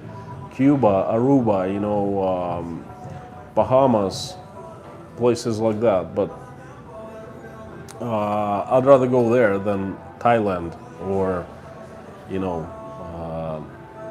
the Bali. Anyway, this is where Russians used to vacate when we were rich, before COVID-19 and before all this political bullshit and taking freedoms from us and, putting us into economic misery and things like that. So that's what we used to go to.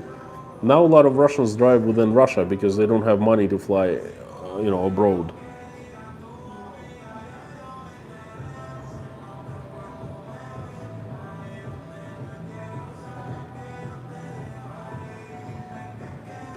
Sunset, when will your new channel start? No, I have not been able to change the name because I feel like I need to do quite a few steps. It's not just changing the channel's name. I need to record a new trailer and everything else, and it's just been too busy. If you mean the change name, it's coming up. It's inside Russia. But if you mean like new channel, like for traveling, no, not gonna happen.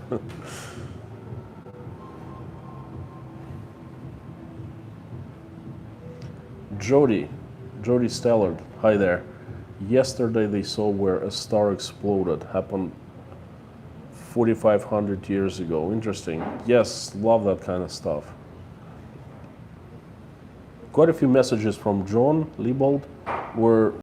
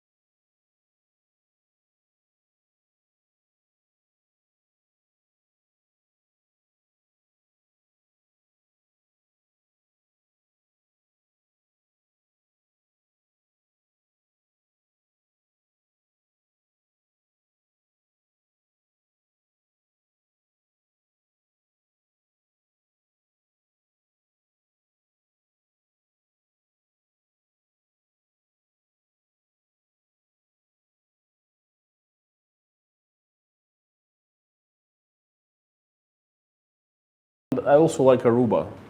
Really place of nothing to do but just hang out on the beach. Morning Light, where is your favorite vacation spot in Russia itself? Crimea, hands down. Crimea. My favorite place, vacation, and probably my favorite place in Russia, period.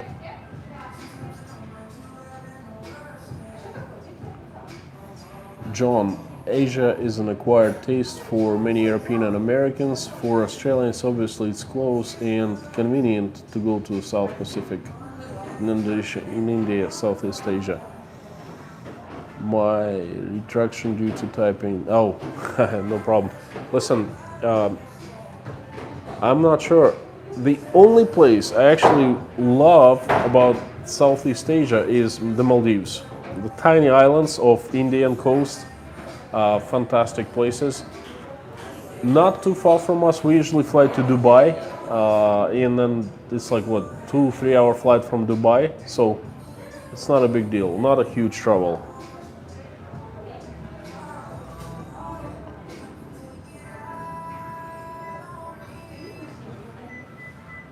Hang on one second. Девушка, А можно повторить кофе и сделать чуть-чуть потише музыку?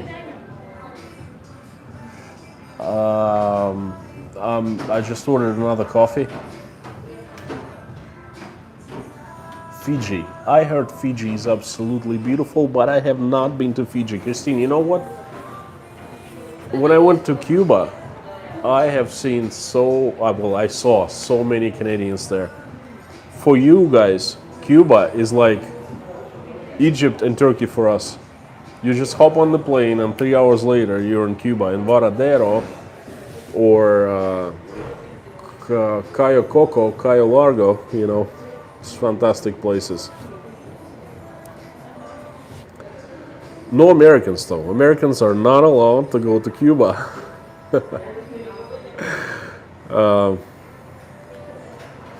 Whew. Let me get another coffee. I want to do the same. Oh, I wanted to share something with you guys.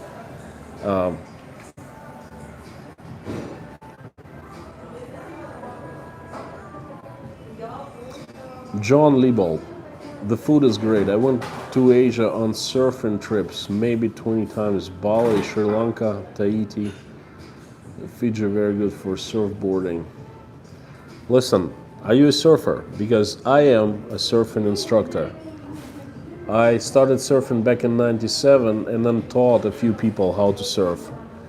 My most favorite activity in the world. I haven't surfed in so long, but when I grow old and make so much money and retire, I think I'm just gonna surf, kick back and surf all the time.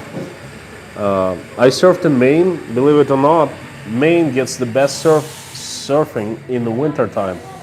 We get like nor'easters, huge snowstorms. People from Maine, if there are any, there are two actually, James and another person, a lady. They know what I'm talking about. A good nor'easter comes and there's so much snow, everything gets canceled. Schools, stores closed, universities, everything's canceled. And huge swells. And the best time to surf when it's snowing. It's like 10 below freezing and not the most comfortable though. No surf in the summertime because it's flat.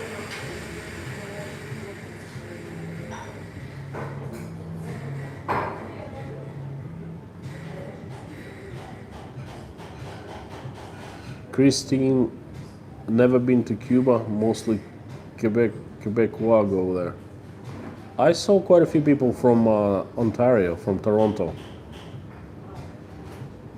John, I have surfed everywhere since 10-year-old, brought up on Sydney beaches. Nice, nice. I'm a longboarder because I'm heavy and I just, the short boards, I sing them. I had a nice big longboard back in Maine, 11-foot longboard. Canada needs Cuba, yes. Same, you see, Cuba for you is same that Turkey for us. Turkey in Egypt, Turkey in the summertime, Egypt in the winter. Teresa, it was good to have you here. Thank you for joining us today. Missed you a lot. Sunset, at what age would you and your wife like to retire? Sunset, I'd love to retire tomorrow and go surfing. Not sure. Not sure. I was thinking of retiring in the 50s, but then everything changed. Financial situation in Russia is not so great. Business is not so great. Anyway, not sure. Working on that. Teresa, all my Cuban friends are terrified right now. They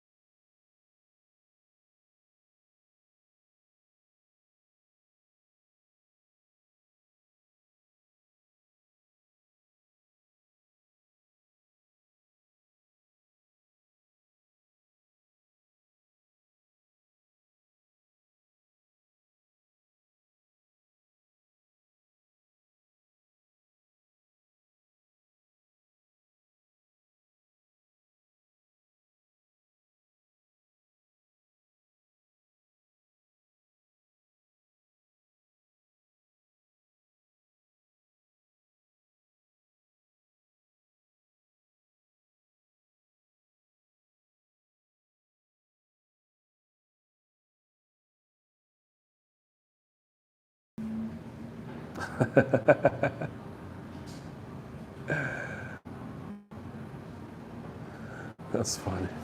Teresa.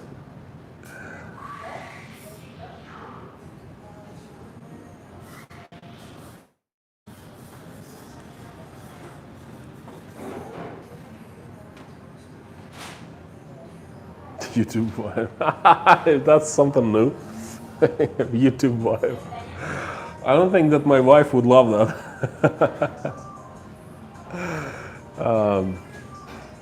Okay, this one thing, I meant to share with you. I was talking to a couple guys and they said, well, your English is not that great.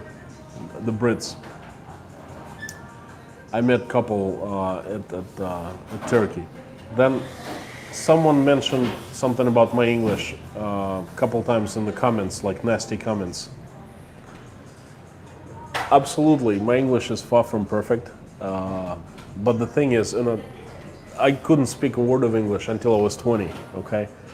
And the thing is, I can understand people, and people can understand me, and I can pretty much say everything that I think. Perhaps it's not as elegant as I can do it in Russian, my first language, right? But still, I mean, I can communicate, and people basically have no problem,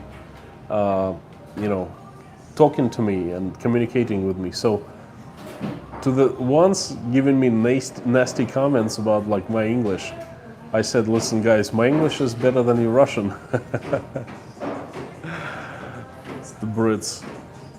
By the way, the Brits, they're nice people. I've been to Great Britain. Very nice, very, very, very polite. They don't disturb you, don't ever disturb you. But once they go on holiday to Cyprus or to Turkey, oh my God, these guys are becoming the worst tourists I've ever seen in my life. They like piss themselves. They just fall on the street. They drink so much, they just pass out right on the street and like wake up in the morning, like all like soiled pants and everything. Oh my God. Lorna, thank you so much. My English, well, it's not great. It's acceptable, I would say, passable.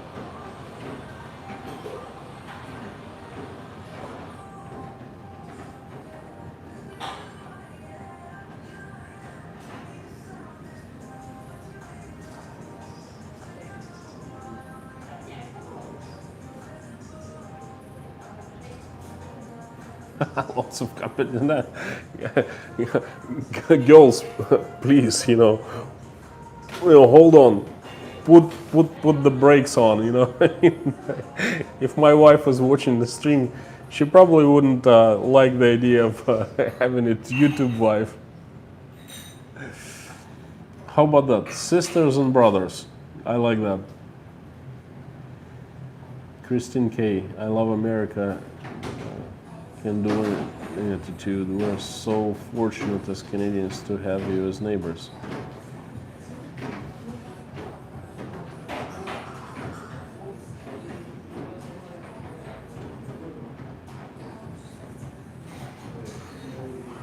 Sunset, you speak better English than some American.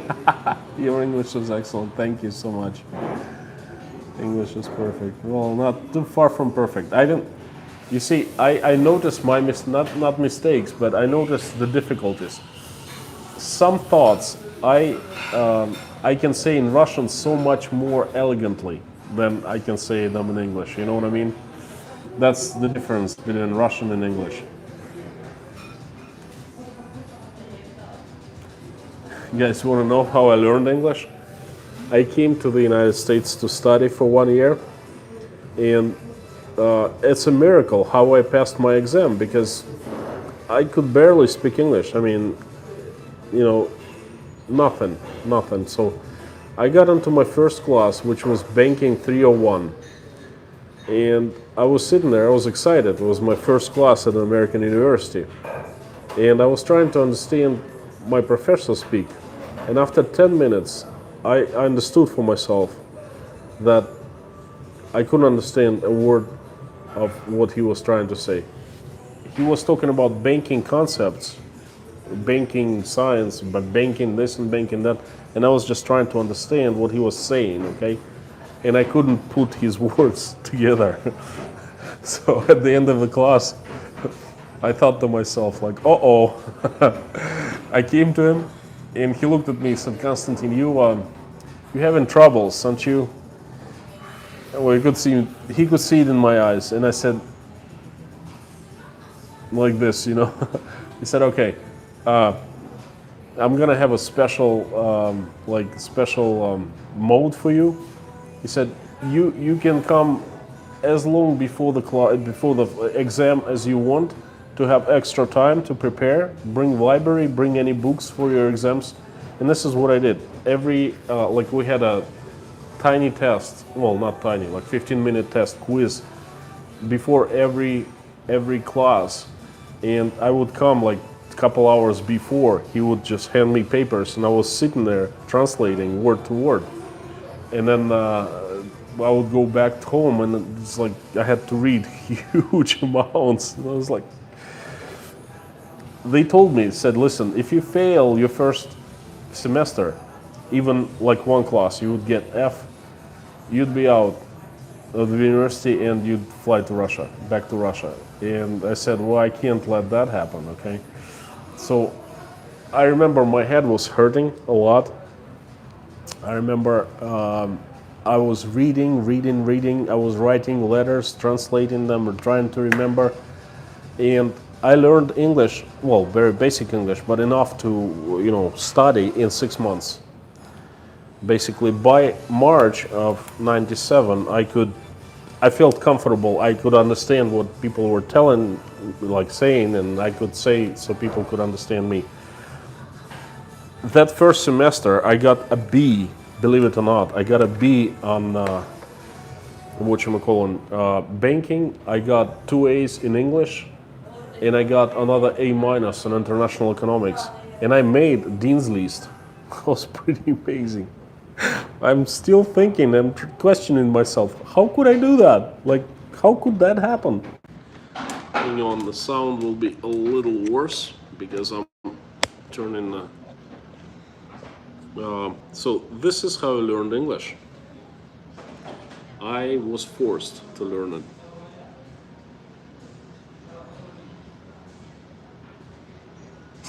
And I have no problem with speaking with mistakes, speaking, how do you say it, like in a rough way, not elegantly, because, hey, that's my second language. A lot of Russians, a lot of people actually, they are shy of speaking a different language because they feel that they don't speak it well enough. And I was shy in the beginning too, but then you just overcome this step, and then as you become more fluent, and you just, I guess, start speaking. So that's the story how I learned English.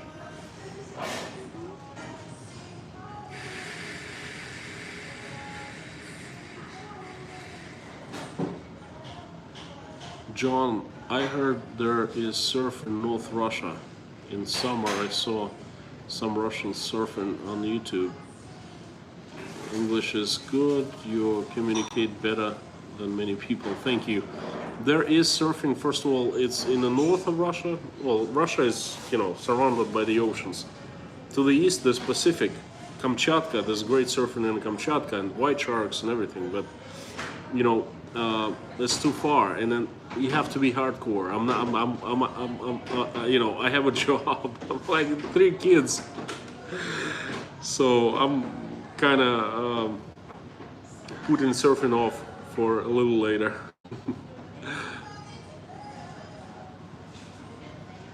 God 8R. Hi Konstantin and friends from wife and me, rural Minnesota.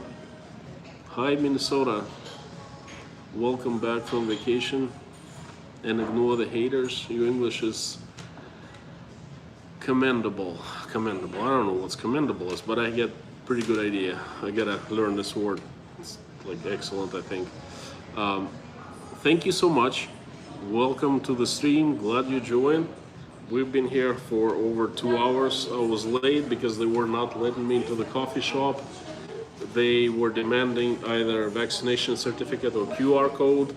I have a QR code. I didn't have it with me because I didn't know that I have to present it when I enter. So I was calling my wife, and then she was going through files, and she finally sent me an email. I showed it to her. I was 15 minutes late, but that's a story. Okay, mommy, I agree with Lorna. English is perfect. Well, it's not perfect, but thank you. It's okay. Let's put it this way. Sunset. Okay, you speak better English than some Americans. Your English is excellent. Thank you so much, Teresa. USA is going to be bad too. Their obstacle is Second Amendment.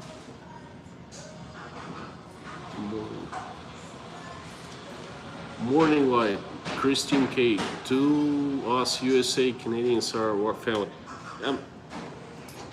Guys, you know, to further discuss the Canada and the United States, Canadians and Americans are same as Russians and the Ukrainians. Same DNA, you know, same culture, same language, same everything, okay? Well, fortunately for you, you're staying friends and you're staying put with each other. And unfortunately for us, our nations, someone is, you know, pulling them apart in a very aggressive, very violent mode. By the way, one video I wanted to make was about Canadians, no, on vacation. Very important video, actually. I didn't make it. I was just too tired, and anyway. The hotel where we stayed at, it was 60%, well, it's my subjective opinion, but 60% Canadians, Ukrainians, and 40% Russians. Russian-Ukrainian hotel, right? Turkish staff and tourists from Ukraine and from Russia. And as you know, we are not having the best relationship right now. And I've heard so much propaganda on Russian TV that Ukrainians are aggressive. Ukrainians are, you know, picking on Russians at vacations all the time and things like that. So when I faced Ukrainians on vacation, I found, well, I've been to Ukraine, I spent like a year in Ukraine. I found same old Ukrainians, nice people, same as us, speaking same language. Well, of course, some of them speak Russian all the time, some of them speak Ukrainian, but even the ones who speak Ukrainian, they also speak Russian. And I had this idea. I wanted to make interviews. I wanted to interview the Ukrainians with one question: what do you think of Russians? And I actually approached a few people and said, listen, I'm from Moscow and I need your help. And they're like very nice about it. And they said, yeah, sure, what's up? And I told them about the interview. They loved the idea. They said, okay, we'll participate. And basically they started telling me that they have no problem with Russians whatsoever. It's just Russian government and Putin. Some of them liked, some disliked very much. You know, a couple said, oh, I hate Putin and things like that. But different opinions. So Russians and Ukrainians are same as Americans and Canadians. So you understand our relationship with Ukraine better.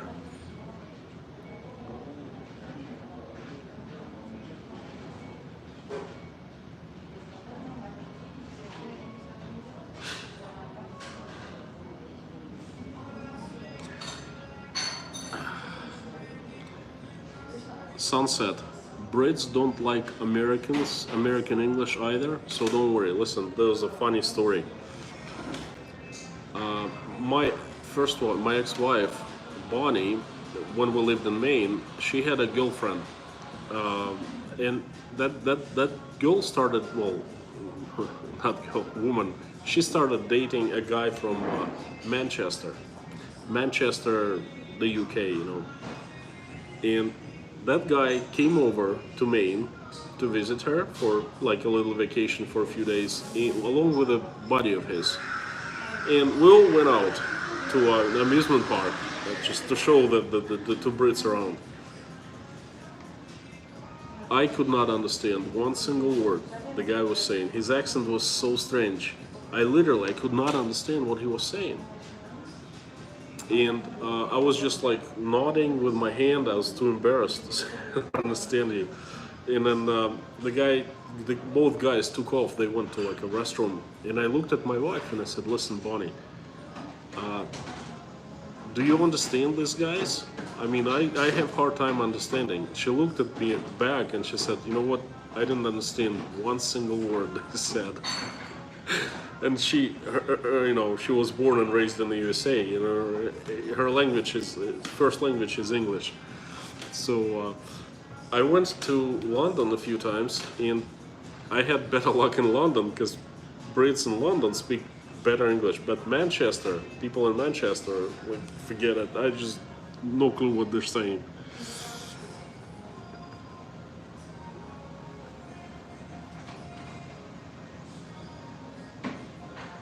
Christine K. Constantine, your English is very good. My mother, a Russian immigrant to Canada, still had a very heavy accent after living in Canada for 60 years.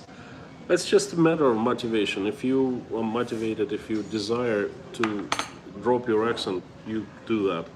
But some Russians I know, all their lives they live in the West and then they still have accent because it doesn't bother them, you know. I have so many friends like that. By the way, another coffee arrived. Cream and Americano with cream. How about that? Yummy.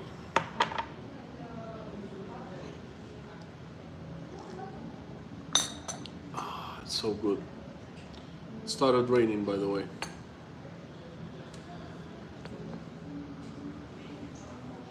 Okay. South Colorado State here. Hello, sister. Your English has gotten better with each video you put out. Brother, it's a matter of practice. It's like riding a bicycle, okay? My English got rusty because I've been in Russia for 17 years. But once I start speaking more, you know, I kind of like, it's not about remembering. It's like perhaps my tongue starts working in a certain way that, you know, English is better. Just like riding the bicycle. Teresa, Constantine, wife, I'm kidding. Please don't take it seriously. Look, I'm not taking it seriously. I hope my wife will not take it seriously. Morning light, Constantine, gosh, she's great. Thank you so much. Sister. South Colorado State and Lorna, we have this inside joke, you know, we, you know, like try every time.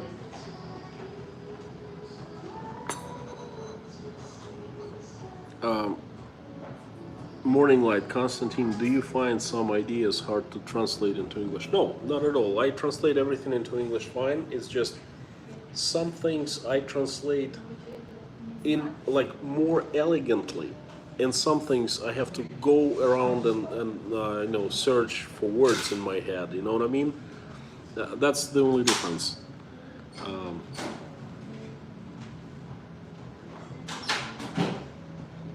Sunset. Actually, I'm a private English tutor as a second language. Oh, great! I took ESL, English as second language, for 2 semesters. I was gonna take it for the 3rd semester, but the professor that kicked me out said, "I'm not gonna sign you up. You're not gonna learn anything. Go and learn astronomy or math or something like that."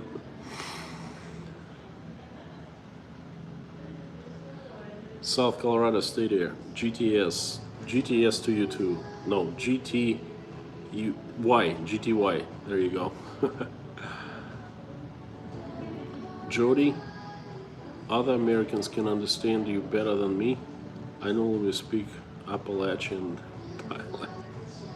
Appalachian. I like that. I live near an Appalachian Trail, by the way. I'm not only I used to surf, I'm also a certified snowboard instructor, a member of American Association of Snowboard Instructors, AASI. I did volunteering. Well, I was a volunteer instructor at Sunday River. That's right in the Appalachian Mountains, near the Appalachian Trail. The resort is called Sunday River, and the organization was called Maine Handicapped Skiing. I think it's called Maine Adaptive now. It's a very good time, fantastic experience.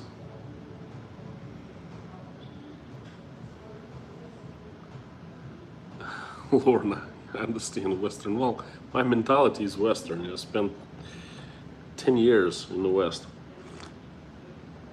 Russians are so much like Westerners. John Liebel, please, if you're still watching, let us know. What do you think? What's the difference between humor in the West and the Russians?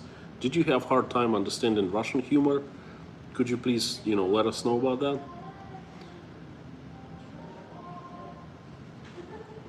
In Australia, we're affectionately call the English prisoner mother. Australia is much more multicultural and trying to reconcile with their native Aboriginals. John, you know how I learned about the Aboriginals? I think when I was a kid, I was like, 8, 9 years old, something like that. And my dad took me to a movie theater to watch a movie called Crocodile Dundee. That's a great movie. And this is how I learned about the concept of the Aboriginals. And I started asking my dad questions. He didn't know much about the issue, but then, food for thought got me thinking. And then I started researching, like reading, and pretty interesting.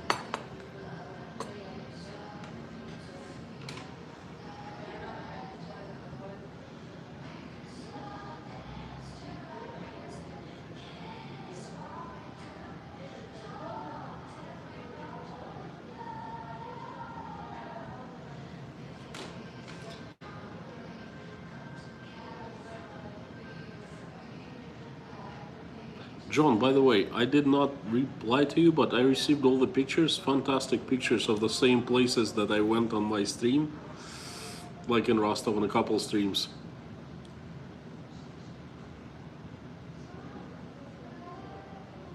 And in Texas, I think people in Texas speak great, very, very nice accents. I like them, like very unusual, very sexy.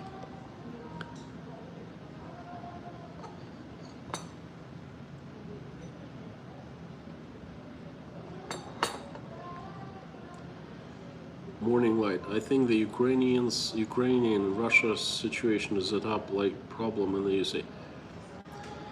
Morning Light. I spoke on the issue. It certainly is a setup. It was, unfortunately, I must admit, and it's very sad, it was set up by the United States. They've been trying to pull Ukraine away from Russia. I mean, we've been the same country for what, like 200 years.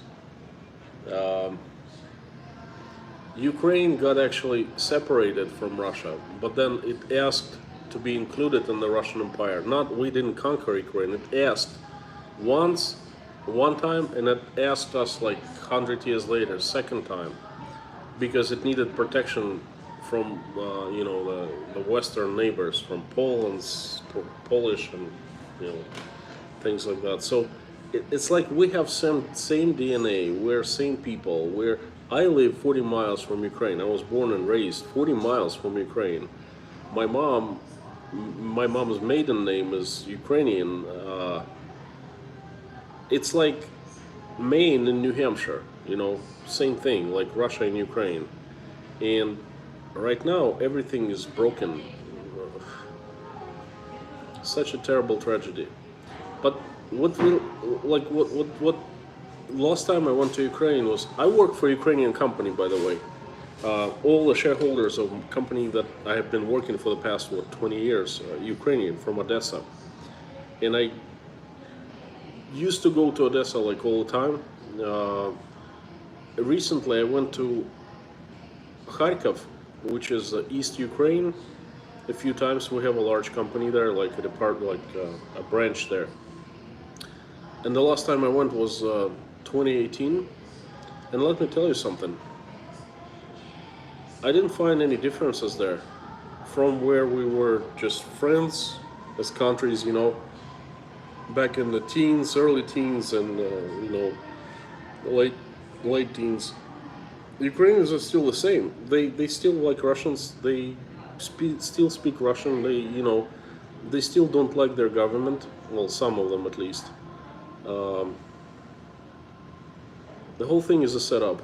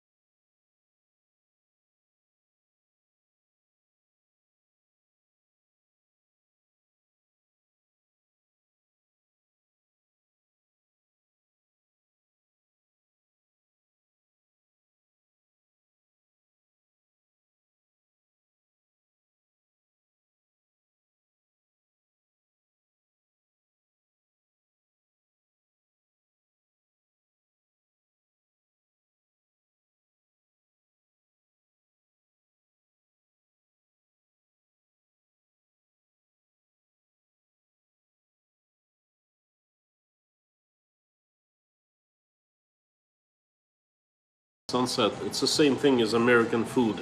When they say what's the most American food or the American food, it's what is it, like a hamburger, a hot dog, and French fries.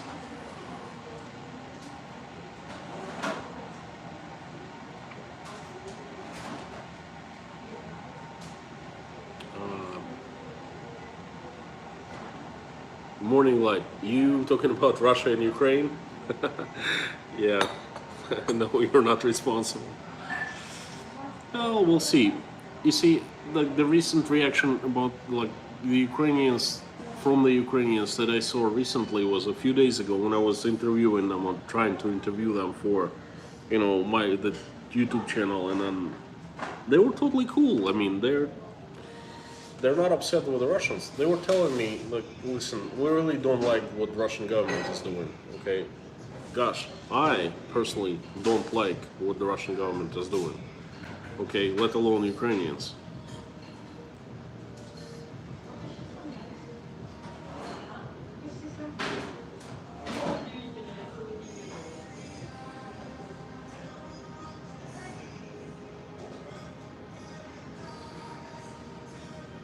Yeah, Patricia is certainly gonna be in my prayers. I ask my mom too, and my wife, and even Michael as we go to bed tonight. Patty B, just my opinion. The USA has its nose in too many places. That doesn't belong. Oh, you know what? You're so right. So right. One thing about I don't like about the USA is its international policy. It pokes the nose into so many places it doesn't belong to, and the problem is only selected few benefit. Okay, so they're using this entire might of the country for their own benefits, and it's terrible. Lorna, best food I ate was at our Canadian friend's house near Edmonton. Homemade Ukrainian pierogies, pelmeni, vareniki. They call it not pierogies but vareniki. They have meat stuffing and some sour cherry stuffing, apricot stuffing. Oh, this stuff is good. Sunset. Your mother is from Carpathian Mountains, so it's the very west of Ukrainian. I know the place, beautiful. Russians used to go ski there when we were still friends. Now it's just the Ukrainians who ski there. Fantastic places.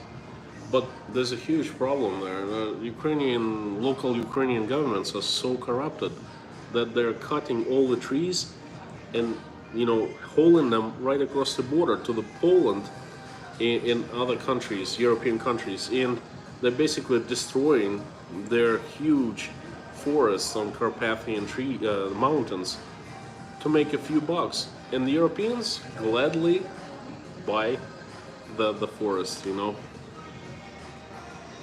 So Ukraine's biggest problem is corruption. You can buy and sell anything in Ukraine. Jennifer Lux, hi there. Hi Texas from Russia with love.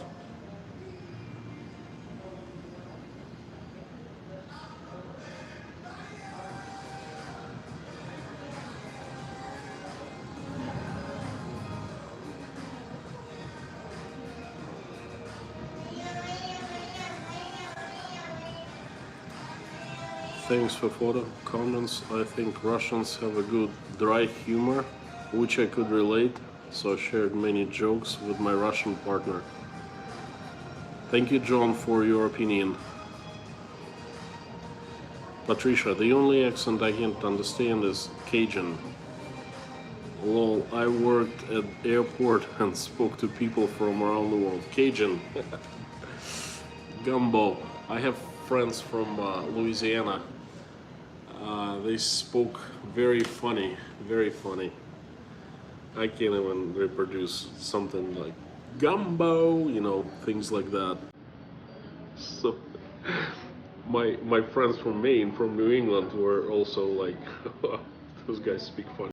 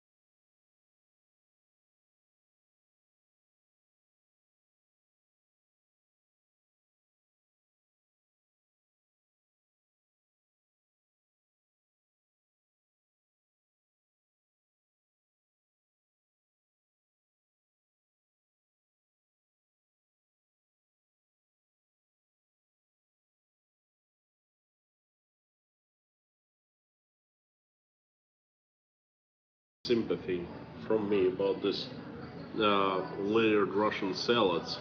I hate them. I despise them. They're called herring under fur coat. That's what I know what you mean. And then no. Yeah, they're usually at the table because it's a very traditional Russian food. But I avoid even looking at these salads. Okay, because no. Sour pickled watermelon. No. There's a very funny story about pickled watermelon. We had a friend from the USA. She was a fellow researcher at she came to Russian archives back in the early 90s, and my parents hosted her. She stayed with us. She spoke very good Russian. My parents took her to to my uncle who owns a farm that I'm going to upload the video about, okay? And then he's a very hospitable guy. He likes to feed people, He feeds them all the time. And they had never seen an American in that village and on the farm. So a real American woman comes and everyone wants to see her, touch her, like, is she made of flesh and bones, or is just like a robot, and they bring out their traditional dishes, and one of the very traditional dishes, my mom likes it, her cousin, everyone likes it, pickled watermelon, sour watermelon.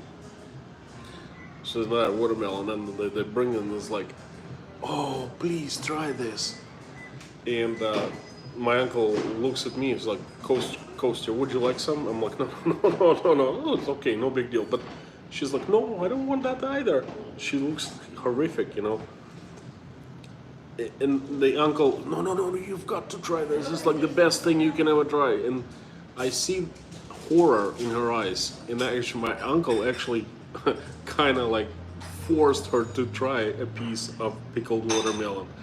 It was like one of the funniest stories I've ever seen. Like, I can't stand that stuff.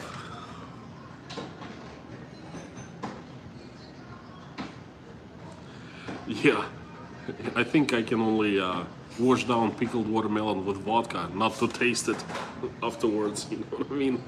Usually you chase vodka with something, but I think I would chase watermelon with vodka. God ate our wife and me walked into a nearby lake with our dog early and picked up trash in the ditch, keeping our world cleaner to make up. So it's pretty good. I sometimes do that too. My mother made the best blueberry pierogies. You mean blueberry pierogies has actually blueberries inside of pierogies? Never tried that. I've tried sour cherries and apricots. Then sour cream. Sour cream is like one of my favorite ones. And potato and meat. Separate. Sour cream, separate. Potato, separate, like separate kinds.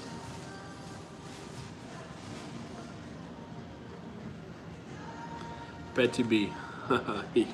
Konstantin, your facial expressions concerning Russian salads. Well, trust me, if you saw what John Liebold was talking about, the Russian layered salad, like you would have even stranger expressions. And if you saw pickled watermelon, that stuff is bad.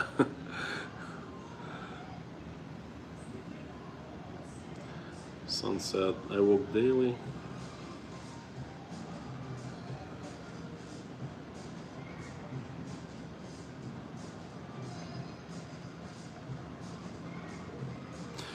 By the way, Russian cottage cheese is...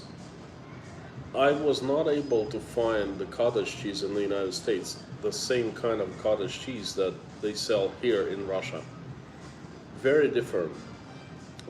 Here it's homemade usually, and it tastes absolutely fantastic. You can have it as a meal, a little bit of honey, cottage cheese and sour cream in it. I mean, I was growing up having that meal as breakfast. Is considered very hearty and nice. I lived in Uzbekistan not too long, 10 years ago, for a couple of years, and this is what I had for breakfast almost every morning, because in Uzbekistan, the food is so much tastier than even in Russia, you know.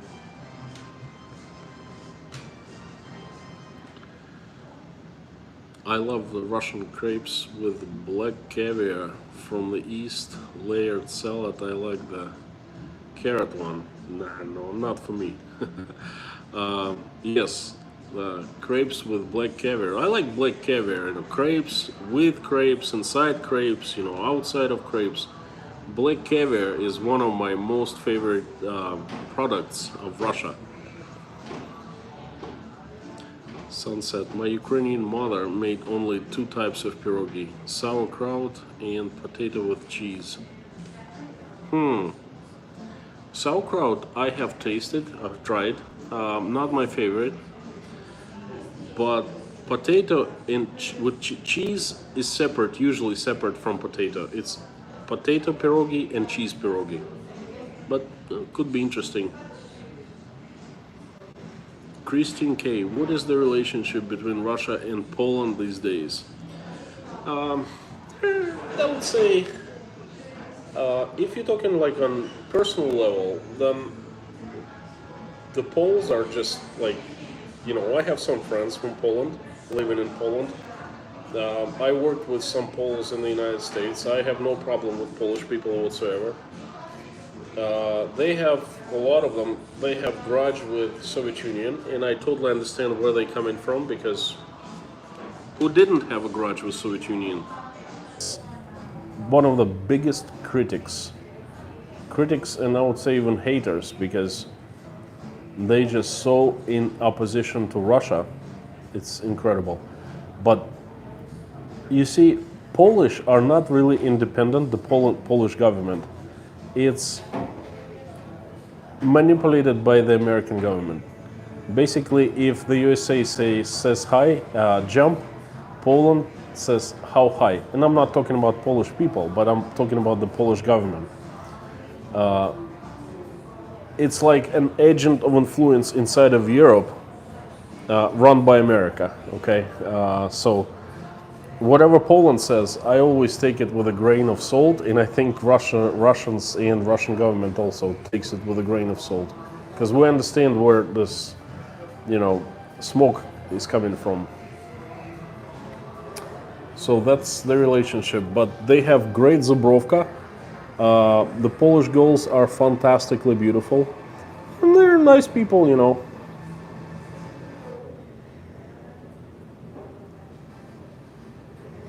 Sunset, we would only buy farmer's cheese, a drier cottage cheese, hard to find.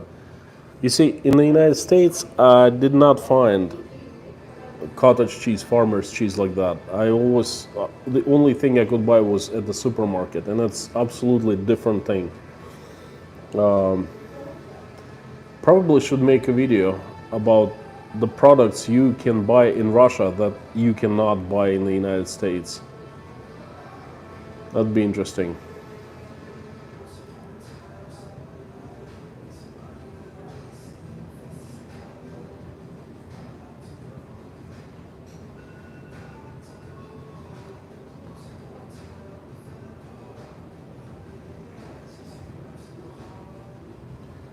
Really strange, you know, I'm looking at the comments, and then all of a sudden, like 1 second, so many comments appear, all of a sudden, boom, like sort of a badge. That's funny.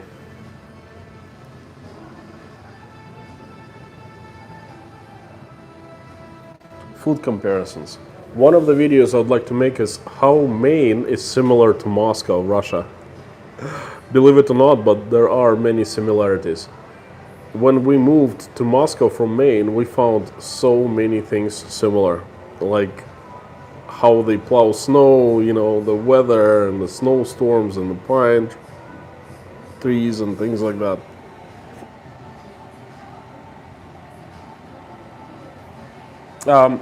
Patricia, I know.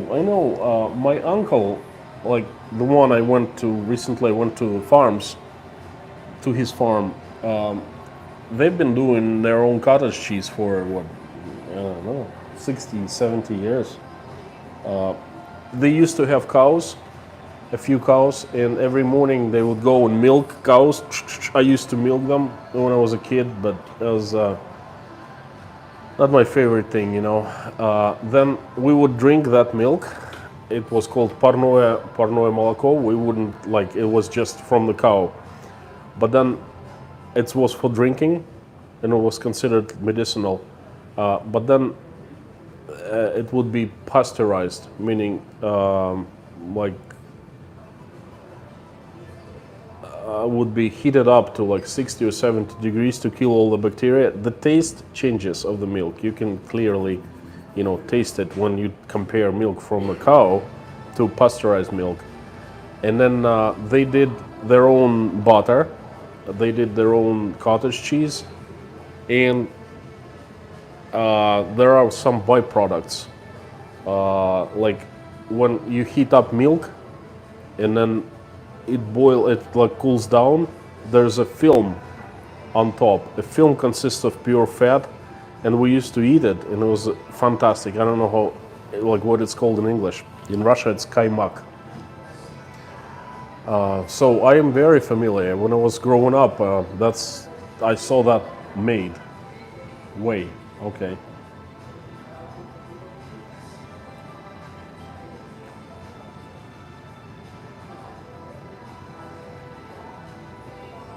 Now they don't have cows anymore because they're old. They're like over 70 years old. My uncle doesn't work that much anymore. He worked all his life, like literally, he worked 60 years since he was 10 years old. He worked at the farm. At first, he worked for someone, but then when Soviet Union fell apart, he acquired lots of land, and then he's been doing his own farming for, I don't know, what, 30 years now. But before that, he became the boss of that collective farm, belonged to the state. Now they just grow commercially, sunflower, wheat, things like that. He's got, I don't know how many, like tens or hundreds acres. Anyway, you'll see in the video. It's a pretty cool place. Love coming there. Oi, sunset, I know, because I have, well, first of all, not only I have so many ideas, I have footage, I have like things filmed already that hasn't been edited, because editing takes so much time. But anyway, I'm hoping to get everything Turkey done out of the way during this coming week. I will try to upload one video per day, which is really difficult, but you know, I'll try. And then I'll be free to upload more videos about Russia again, in you know, things like that, the updates on the Russian life. And I want to make a big update on COVID, you know, summer of 2021, because I did updates back in 2020 in April or in May. And it's been quite a while since I did that. A lot of people ask what's going on with COVID. Things are changing so fast, and there are two problems with COVID actually. Things changing so fast, and I don't really know what's true and what's fake, because a lot of things coming out of Russian government's mouth, well, I take them with a grain of salt, you know. Oh, get this, guys. You're gonna love it. Let's go back to March of 2020. We're all freaking out about COVID because it's, you know, no one knows what's gonna happen. Some people are saying like it's gonna be a zombie apocalypse. People are just gonna like drop dead left and right, and it's scary. I made a video about me being scared for the first time in my life.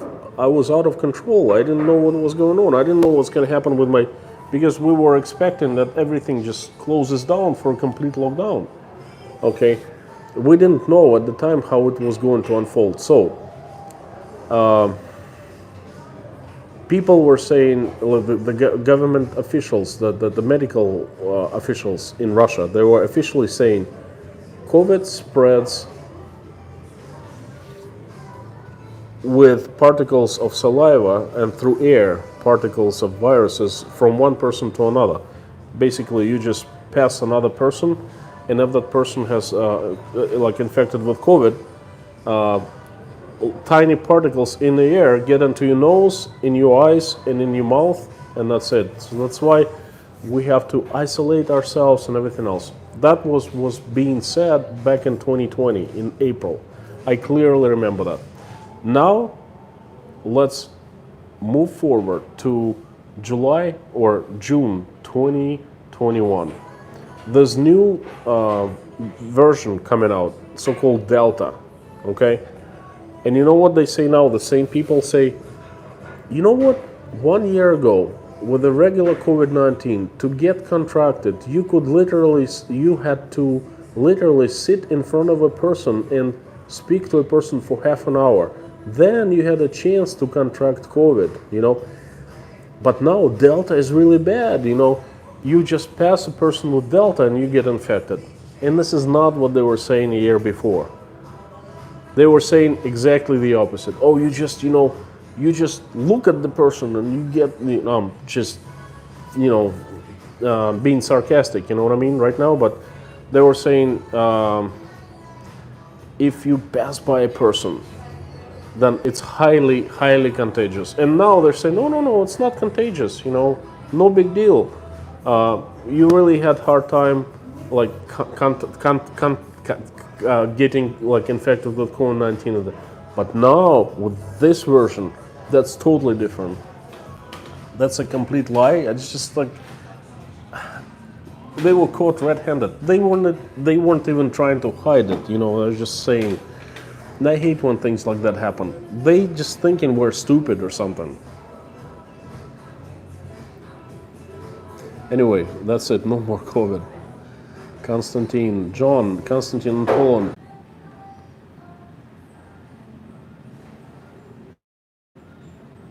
Guys, can you hear me? Can you, strange.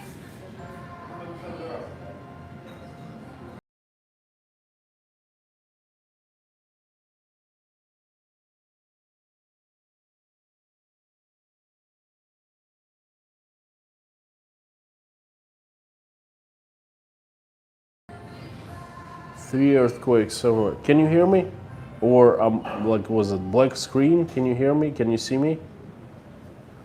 5x5. Good. I don't know. I wasn't buffering here. Everything's fine. I'm on Wi-Fi. Signal's pretty strong. Very strange. Finishing up my coffee. Excellent place.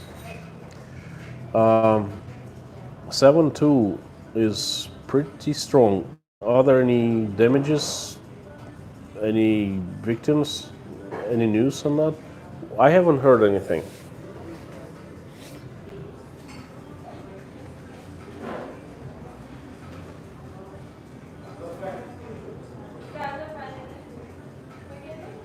Betty B. Guys, did you hear what I said about Poland and like what I don't like about Polish government? Betty, Mammy, thank you. If you guys, in case you missed it, I repeat, changing political landscape in Poland is what really concerned me. A few years ago, the Polish government passed a law that actually allows government to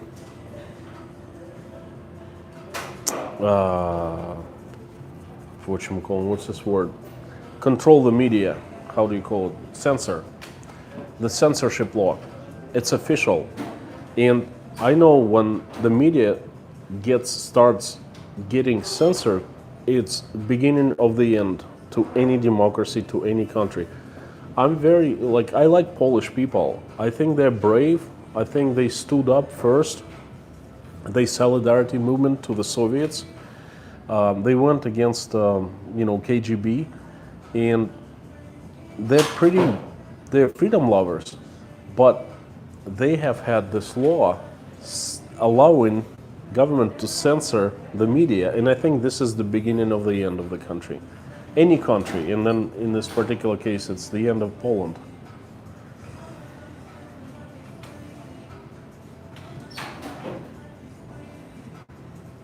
So I kind of answered John Liebold's question about Poland, but research it. I hope they killed that law. But from what I know, it was passed and it's been widely used. Unfortunately, 42 likes today. Thank you so much, guys. Pretty cool. No, certainly didn't hear anything this morning. Horrible videos. Oh, my heart goes. Haiti gets hit quite often. Perhaps it's their like voodoo practices that attract all the disasters. I remember the hurricane, incredible hurricane, and now earthquakes.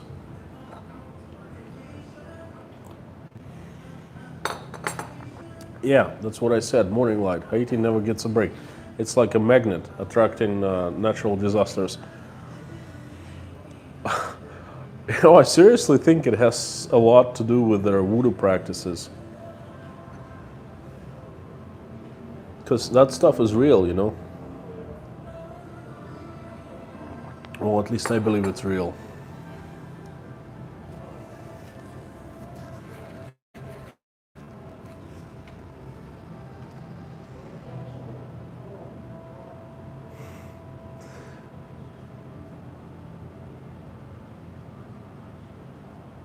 Holy cow, Suzanne. It's good to see you, by the way. That's too bad. Hey, do you guys remember what happened in Thailand back in 2004? A huge tsunami killed 100,000 people. I almost went. A lot of our business was small but growing like crazy back then. We were having a party on December 25th, the office Christmas party. And the next morning, a lot of top managers of our company flew to Thailand. But the tsunami hit Thailand as we were having the party. So they missed the tsunami by like 12 hours.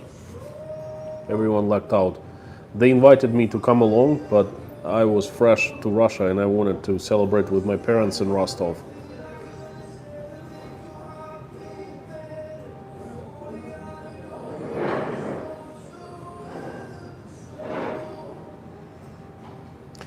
Patricia, what's going on right now is too complicated. It's not easy to say, it's not simple to say that they use media. I think there are huge groups in the United States that use political tools and media tools to their advantages. And unfortunately, that's not a democracy anymore.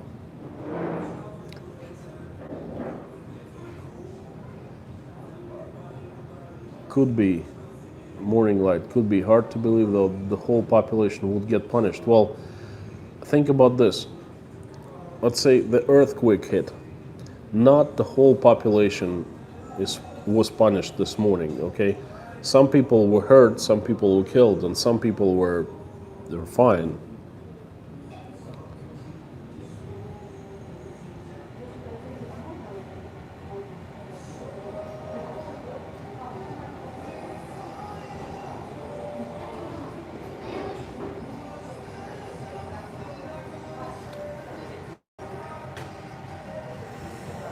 Guys, I love doing the live streams. Although there are not too many people, used to be 20 plus. On a good one, I get 37, 40 people, but now, it's been quite a while, 3 hours. Everyone's tired, but still 13 people is great. It's an audience and it's so friendly here. Everyone just chats with each other. Again, I will try to wake up at 3 a.m. or not to fall asleep until 3 a.m. and go on pinballs live. But I'm not sure. I try to do that every Saturday and I fail. Can I get an answer to my cheese? Petty B, I did answer. Yes, farmer's cheese is tvorog. It's exactly what I'm. It's too bad I don't have a second phone to show you, but yes, Russian cottage cheese is tvorog. This is what we call tvorog. You are right on.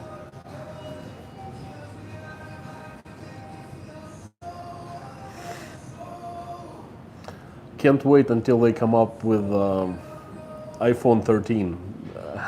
I'm gonna buy it as soon as I can, as soon as it hit the store, because it has such a better camera than what I currently have on my iPhone. It's like couple-year-old telephone.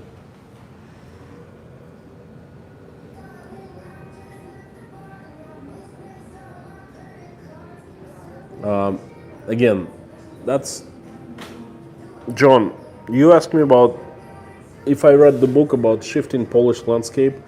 I did not read the book. I have heard of the author, and I am well aware of the landscape of change of Polish political landscape.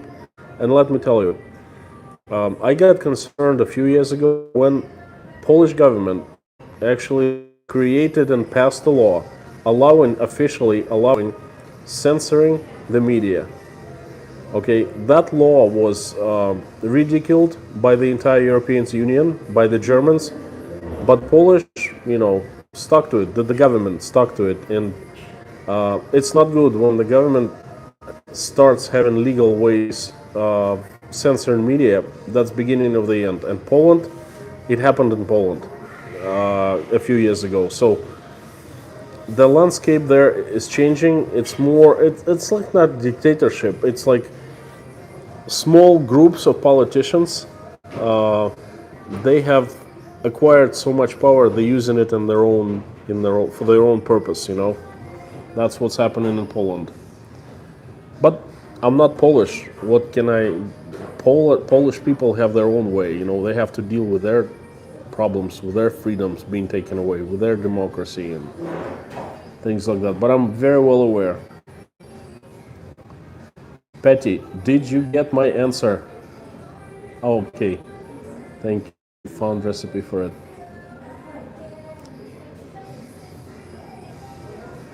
I heard that they rigged the courts. Well, John, they rigged the courts. Well, their courts are still rigged. But that's step number 2. It's first you start with the media because you want to silence critics. Once you do that, like in Russia, Russian government can do anything right now because there are no critics. Literally, it can get away with murder, and it does. But the step number 1 is to silence the critics, to destroy this, or to tighten this channel where the critique can get into the masses and influence into the masses, okay? Russia is very professional at that. Holy cow, it's raining really hard now. Poland is following our footsteps, unfortunately. Although, just in a few words, in short summary, I not necessarily am right, but the feeling, what I'm getting is, we are going backwards, big time. Like back in Soviet Union, falling apart, there are so many democracies flourished, like in Eastern Europe. The United States was more democratic than it is now. The whole world was changing to the better, and now it seems like we have a not feedback, recoil, like going back. You know what I mean? The whole thing stinks everywhere, in Europe, in the United States, in Russia, in the Baltics, everywhere.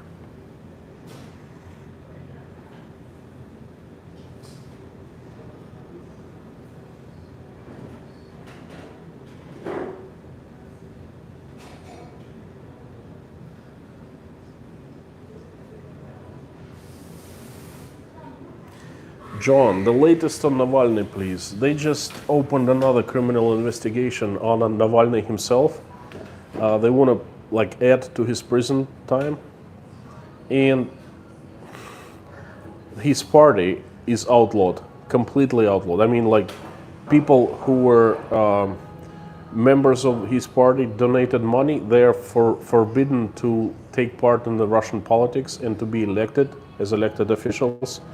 And his lieutenants, like top managers in every city of his offices, are wanted now. A lot of them fled Russia.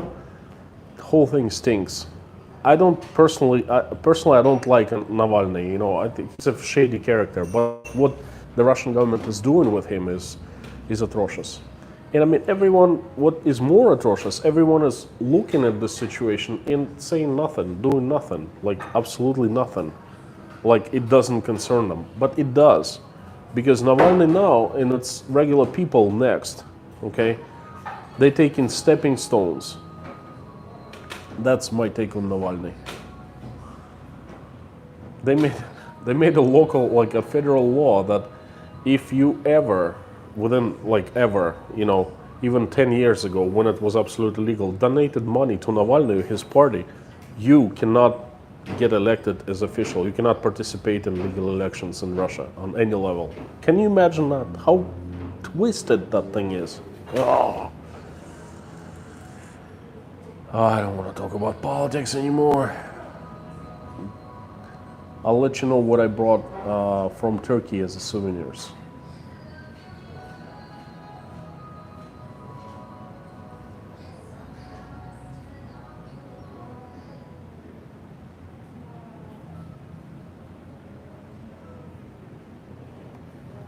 Patty, morning star. There, this is a great channel and group I found through pinball. Sunset. Patty, me too. Pinball sent me here. Happy to be here. Thank you so, guys. Thank you so much. John, all rallies were condemned. Now, I don't doubt there will be more rallies because there's no one to organize them. You know what I mean? Yeah. If it's not for the political prosecution, it's the COVID prosecution. If someone goes out and like congregate, they say, no, you're breaking the COVID-19 isolation rule, and that's a felony. It's not just a misdemeanor; it's a felony. They can make it a felony.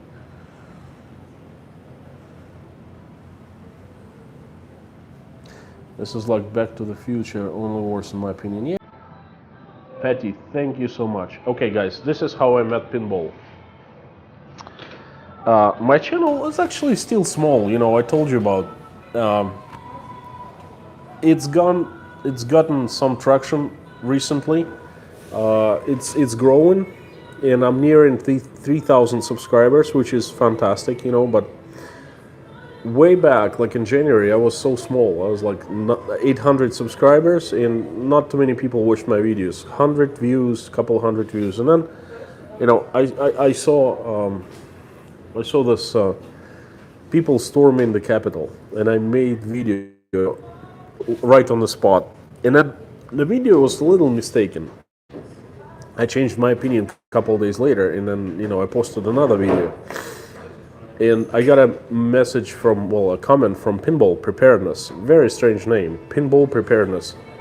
And I looked, the guy had like 6,000 subscribers at the time, or 5,500 or something like that. I'm like, wow, that's interesting. So I checked out his channel and I saw a latest video. I started watching, and guess what? I was hooked. Because his ideas were so fresh. His topics of all videos resonated with me. Every single one, literally. I caught myself, you know, watching his videos every day. That doesn't happen. I don't have much time, you know. I watch very selected few channels, but pinball is definitely number one.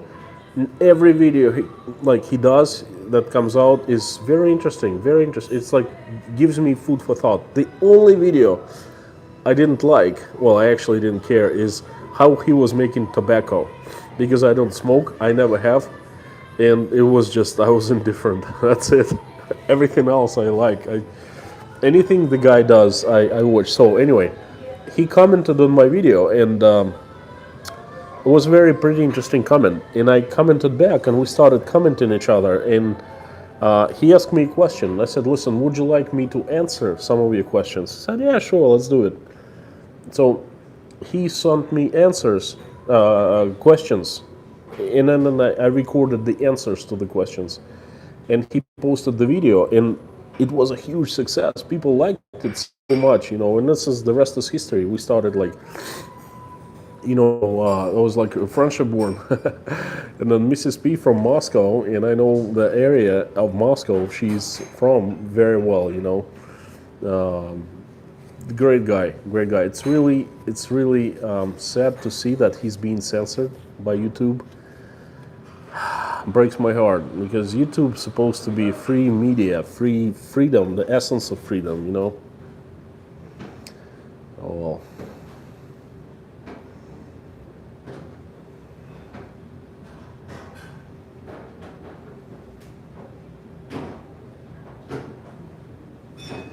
Patty B. New York City is out of control now with rallies and crime. The mayor of New York City resigned, was forced to resign. That's interesting how it will unfold. His top lieutenant is serving as the mayor. Will there be new elections soon, or she's going to serve the rest of the term? John Liebel, democracy is a difficult and combative it's political battle for media ratings, CNN versus Fox, but companies gauging your political opponent as watchwords. Agreed. Living in both China and Russia, watching TV is a political soap opera. Last time I watched TV was over 10 years ago. I don't know, 15 years, no, 10 years ago, something like that. It's just, we have TV sets that mostly are off. Okay, we never turn them on. Only to turn them on to watch a movie like once in a blue moon, once in like 3-4 months on Netflix or something like that. So we never turn on the TVs.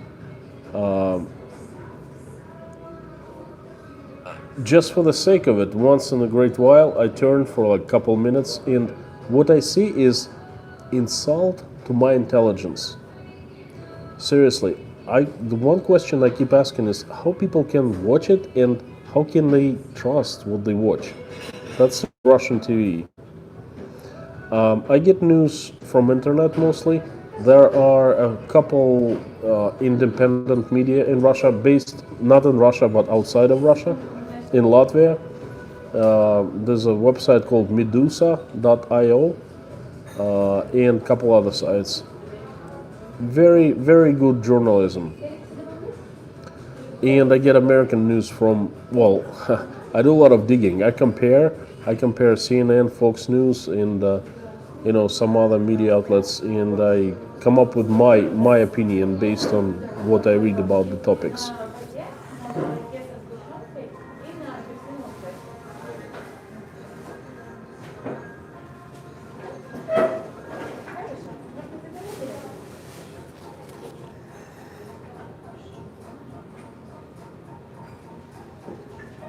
Sunset. I gave my TV away 10 years ago. All lies, even history. I know. Totally agree. Patty B. Angry Prepper said the woman taking Cuomo's place will only make it much worse in New York City.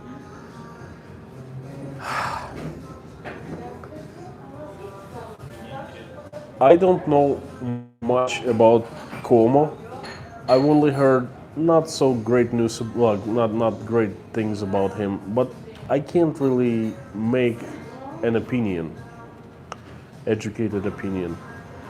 But I have a feeling that the woman who's stepping into his shoes is going to be worse because of the simple reason.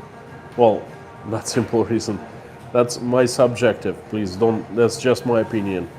I saw her interview, like she was answering questions, what she's gonna do, and that's number one.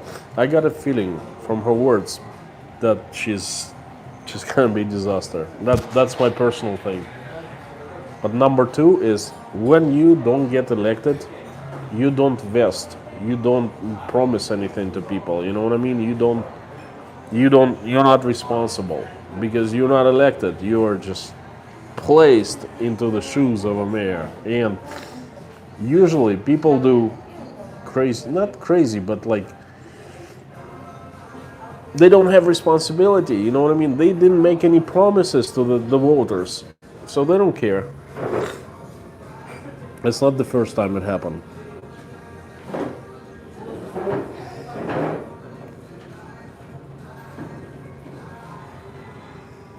So petty, I kind of agree with Angry Prepper. Suzanne, I turned off all my cable in 2005. Reading and looking at the international news sources is the best way to get that. Yes, you know what is a good source? The Sky News, the British news, British channel. We never had cable here in Russia, you know.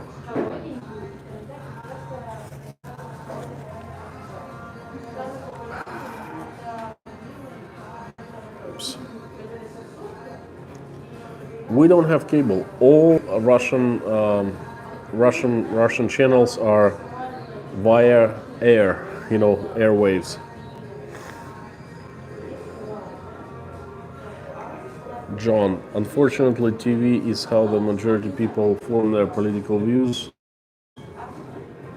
Internet Medusa is good, but you can't fall for the bias trap and live your own lunch box online. Agreed. Oh, New York governor. Cuomo is the governor, okay, not the mayor. Yeah, my mistake.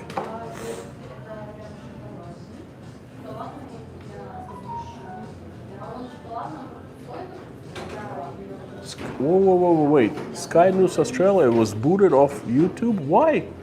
Sky News is a great news source. You know, it's like big journalism, big company. What for?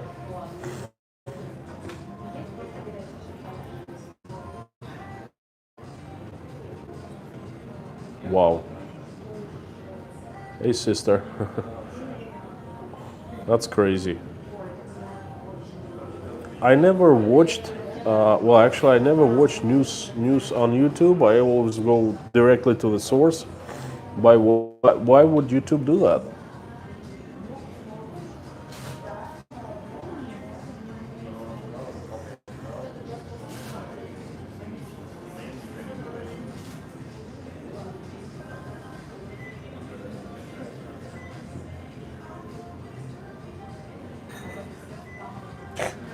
Misinformation and talking crap on Biden. That's God.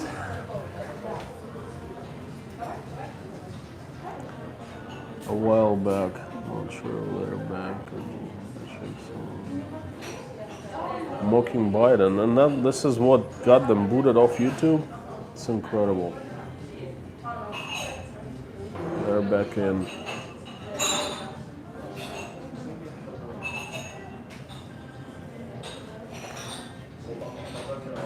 Some said only the 13 bloodlines can be in high positions. Governments. Sunset, you see, that's the opposite from what I was getting, idea of the United States, that anyone could become anything they wanted to. Like here in Russia, yes, the bloodline rules. You have to be, well, it's not bloodline, it's a clan. In Russia, it's clans. We are Asian society. Our society consists of clans, group of, you know, families, friends, co-workers, you know, classmates. That's a clan. And in Russia, to make it big, you must be part of it. That clan promotes you, uses powers to get you, and then you give a lot to the clan back. But in the United States, it was so different.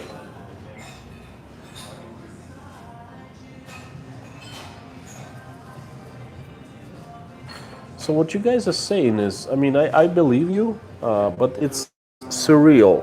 To me, it seems like here in Russia, it's like a bad movie. You know what I mean? Like a sci-fi movie, because everything I personally know about the USA is different. I know it was a long time ago that I lived there, and it kind of seems like yesterday, but it's been almost 20 years, and your saying is completely different from my experience. But I'm not questioning you, all right? I'm just trying to vent the bad feelings.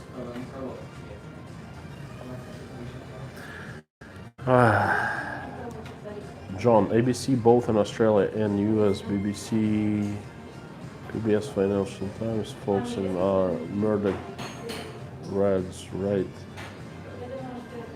Watched the, yep, it's pretty bad. Sunset, it's interesting about the 13 bloodlines. Where'd you get this information from? Like, what kind of bloodlines? The Rockefellers or who else?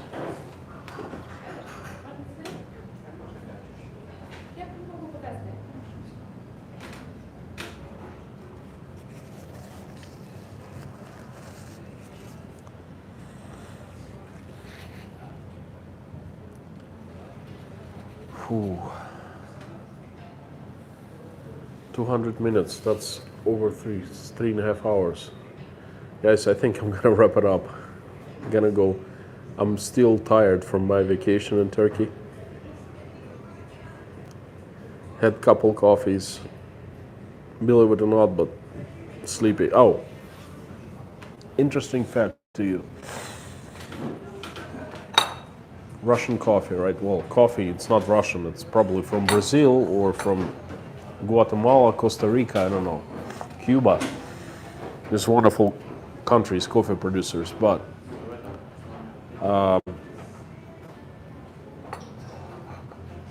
by trade, well, my occupation, I'm a C-level executive at a large construction company here in Russia. We construct power stations, power plants.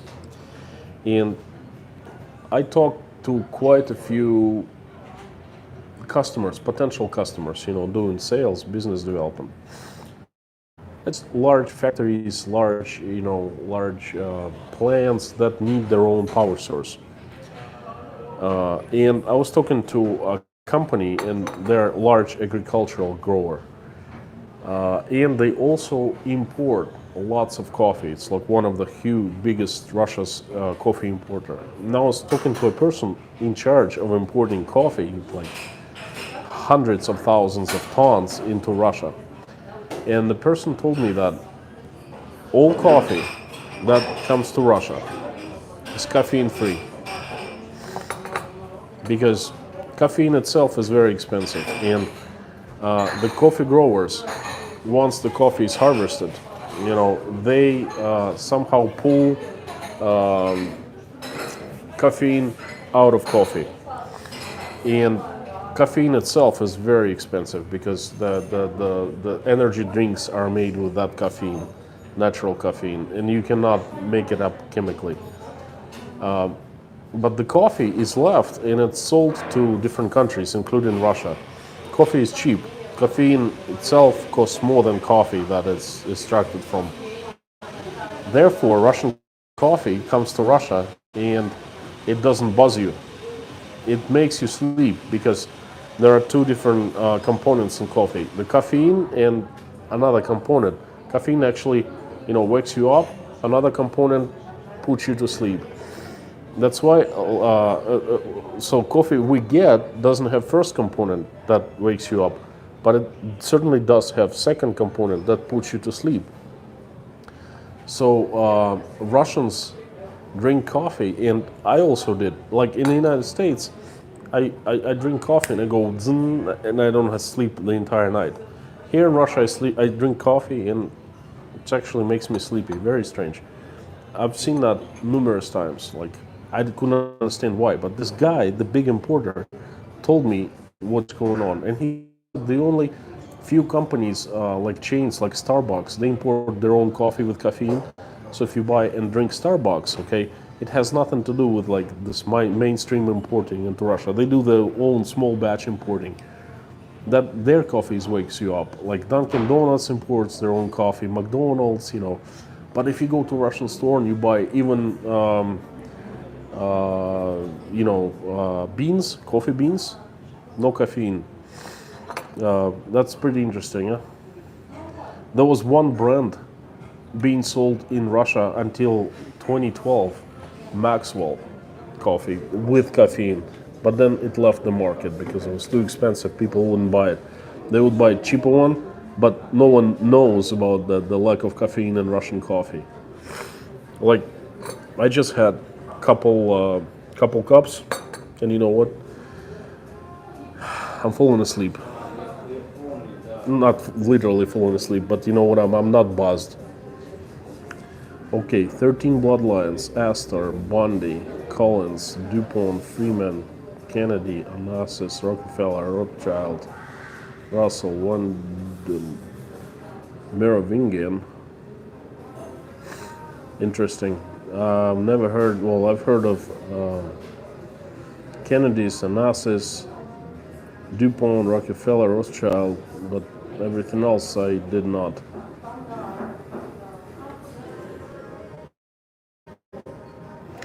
My battery, Petty, thank you for being with us today with me. Thank you so much. It was a pleasure.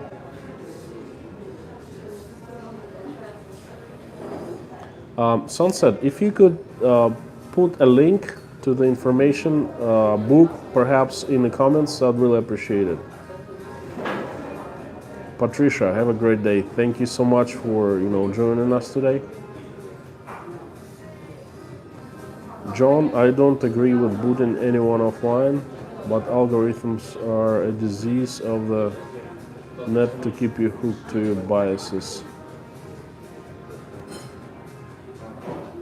Morning Light, I have to go myself, but thanks, Konstantin. Have a good day, all. Morning Light, thank you so much. Goodbye, guys. Patricia, coffee going up. Freeze hit in Brazil, yet freeze. Patricia, in Russia, everything going up, including coffee. South Colorado, stay there. You looking tired, brother. See you and everyone else. Thank you so much. Been fantastic stream. God, Atar, have a great rest of the evening, Konstantin and friends. Are you ever coming to visit Minnesota? Come and see us, please. Thank you so much. Tell you what, once we make the plans to visit, I will notify you guys all in the streams and the videos. We'll figure something out. Made by Constantine. Made by Constantine. What is that? Is that channel's name? Made by Constantine? I like that. Very much so. Hi there, and welcome to the stream. I hope you keep on coming back for more, and I'll certainly check out. I love the name of your channel or username. I'll certainly check it out. Christine, very interesting. I'll be back for tackling those tough political questions. Yes.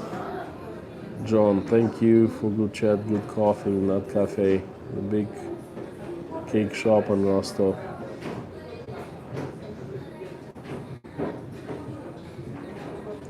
Lorna, great lifesaver on pinballs tonight. I'm not sure if I will see you at pinballs because I might be sleeping,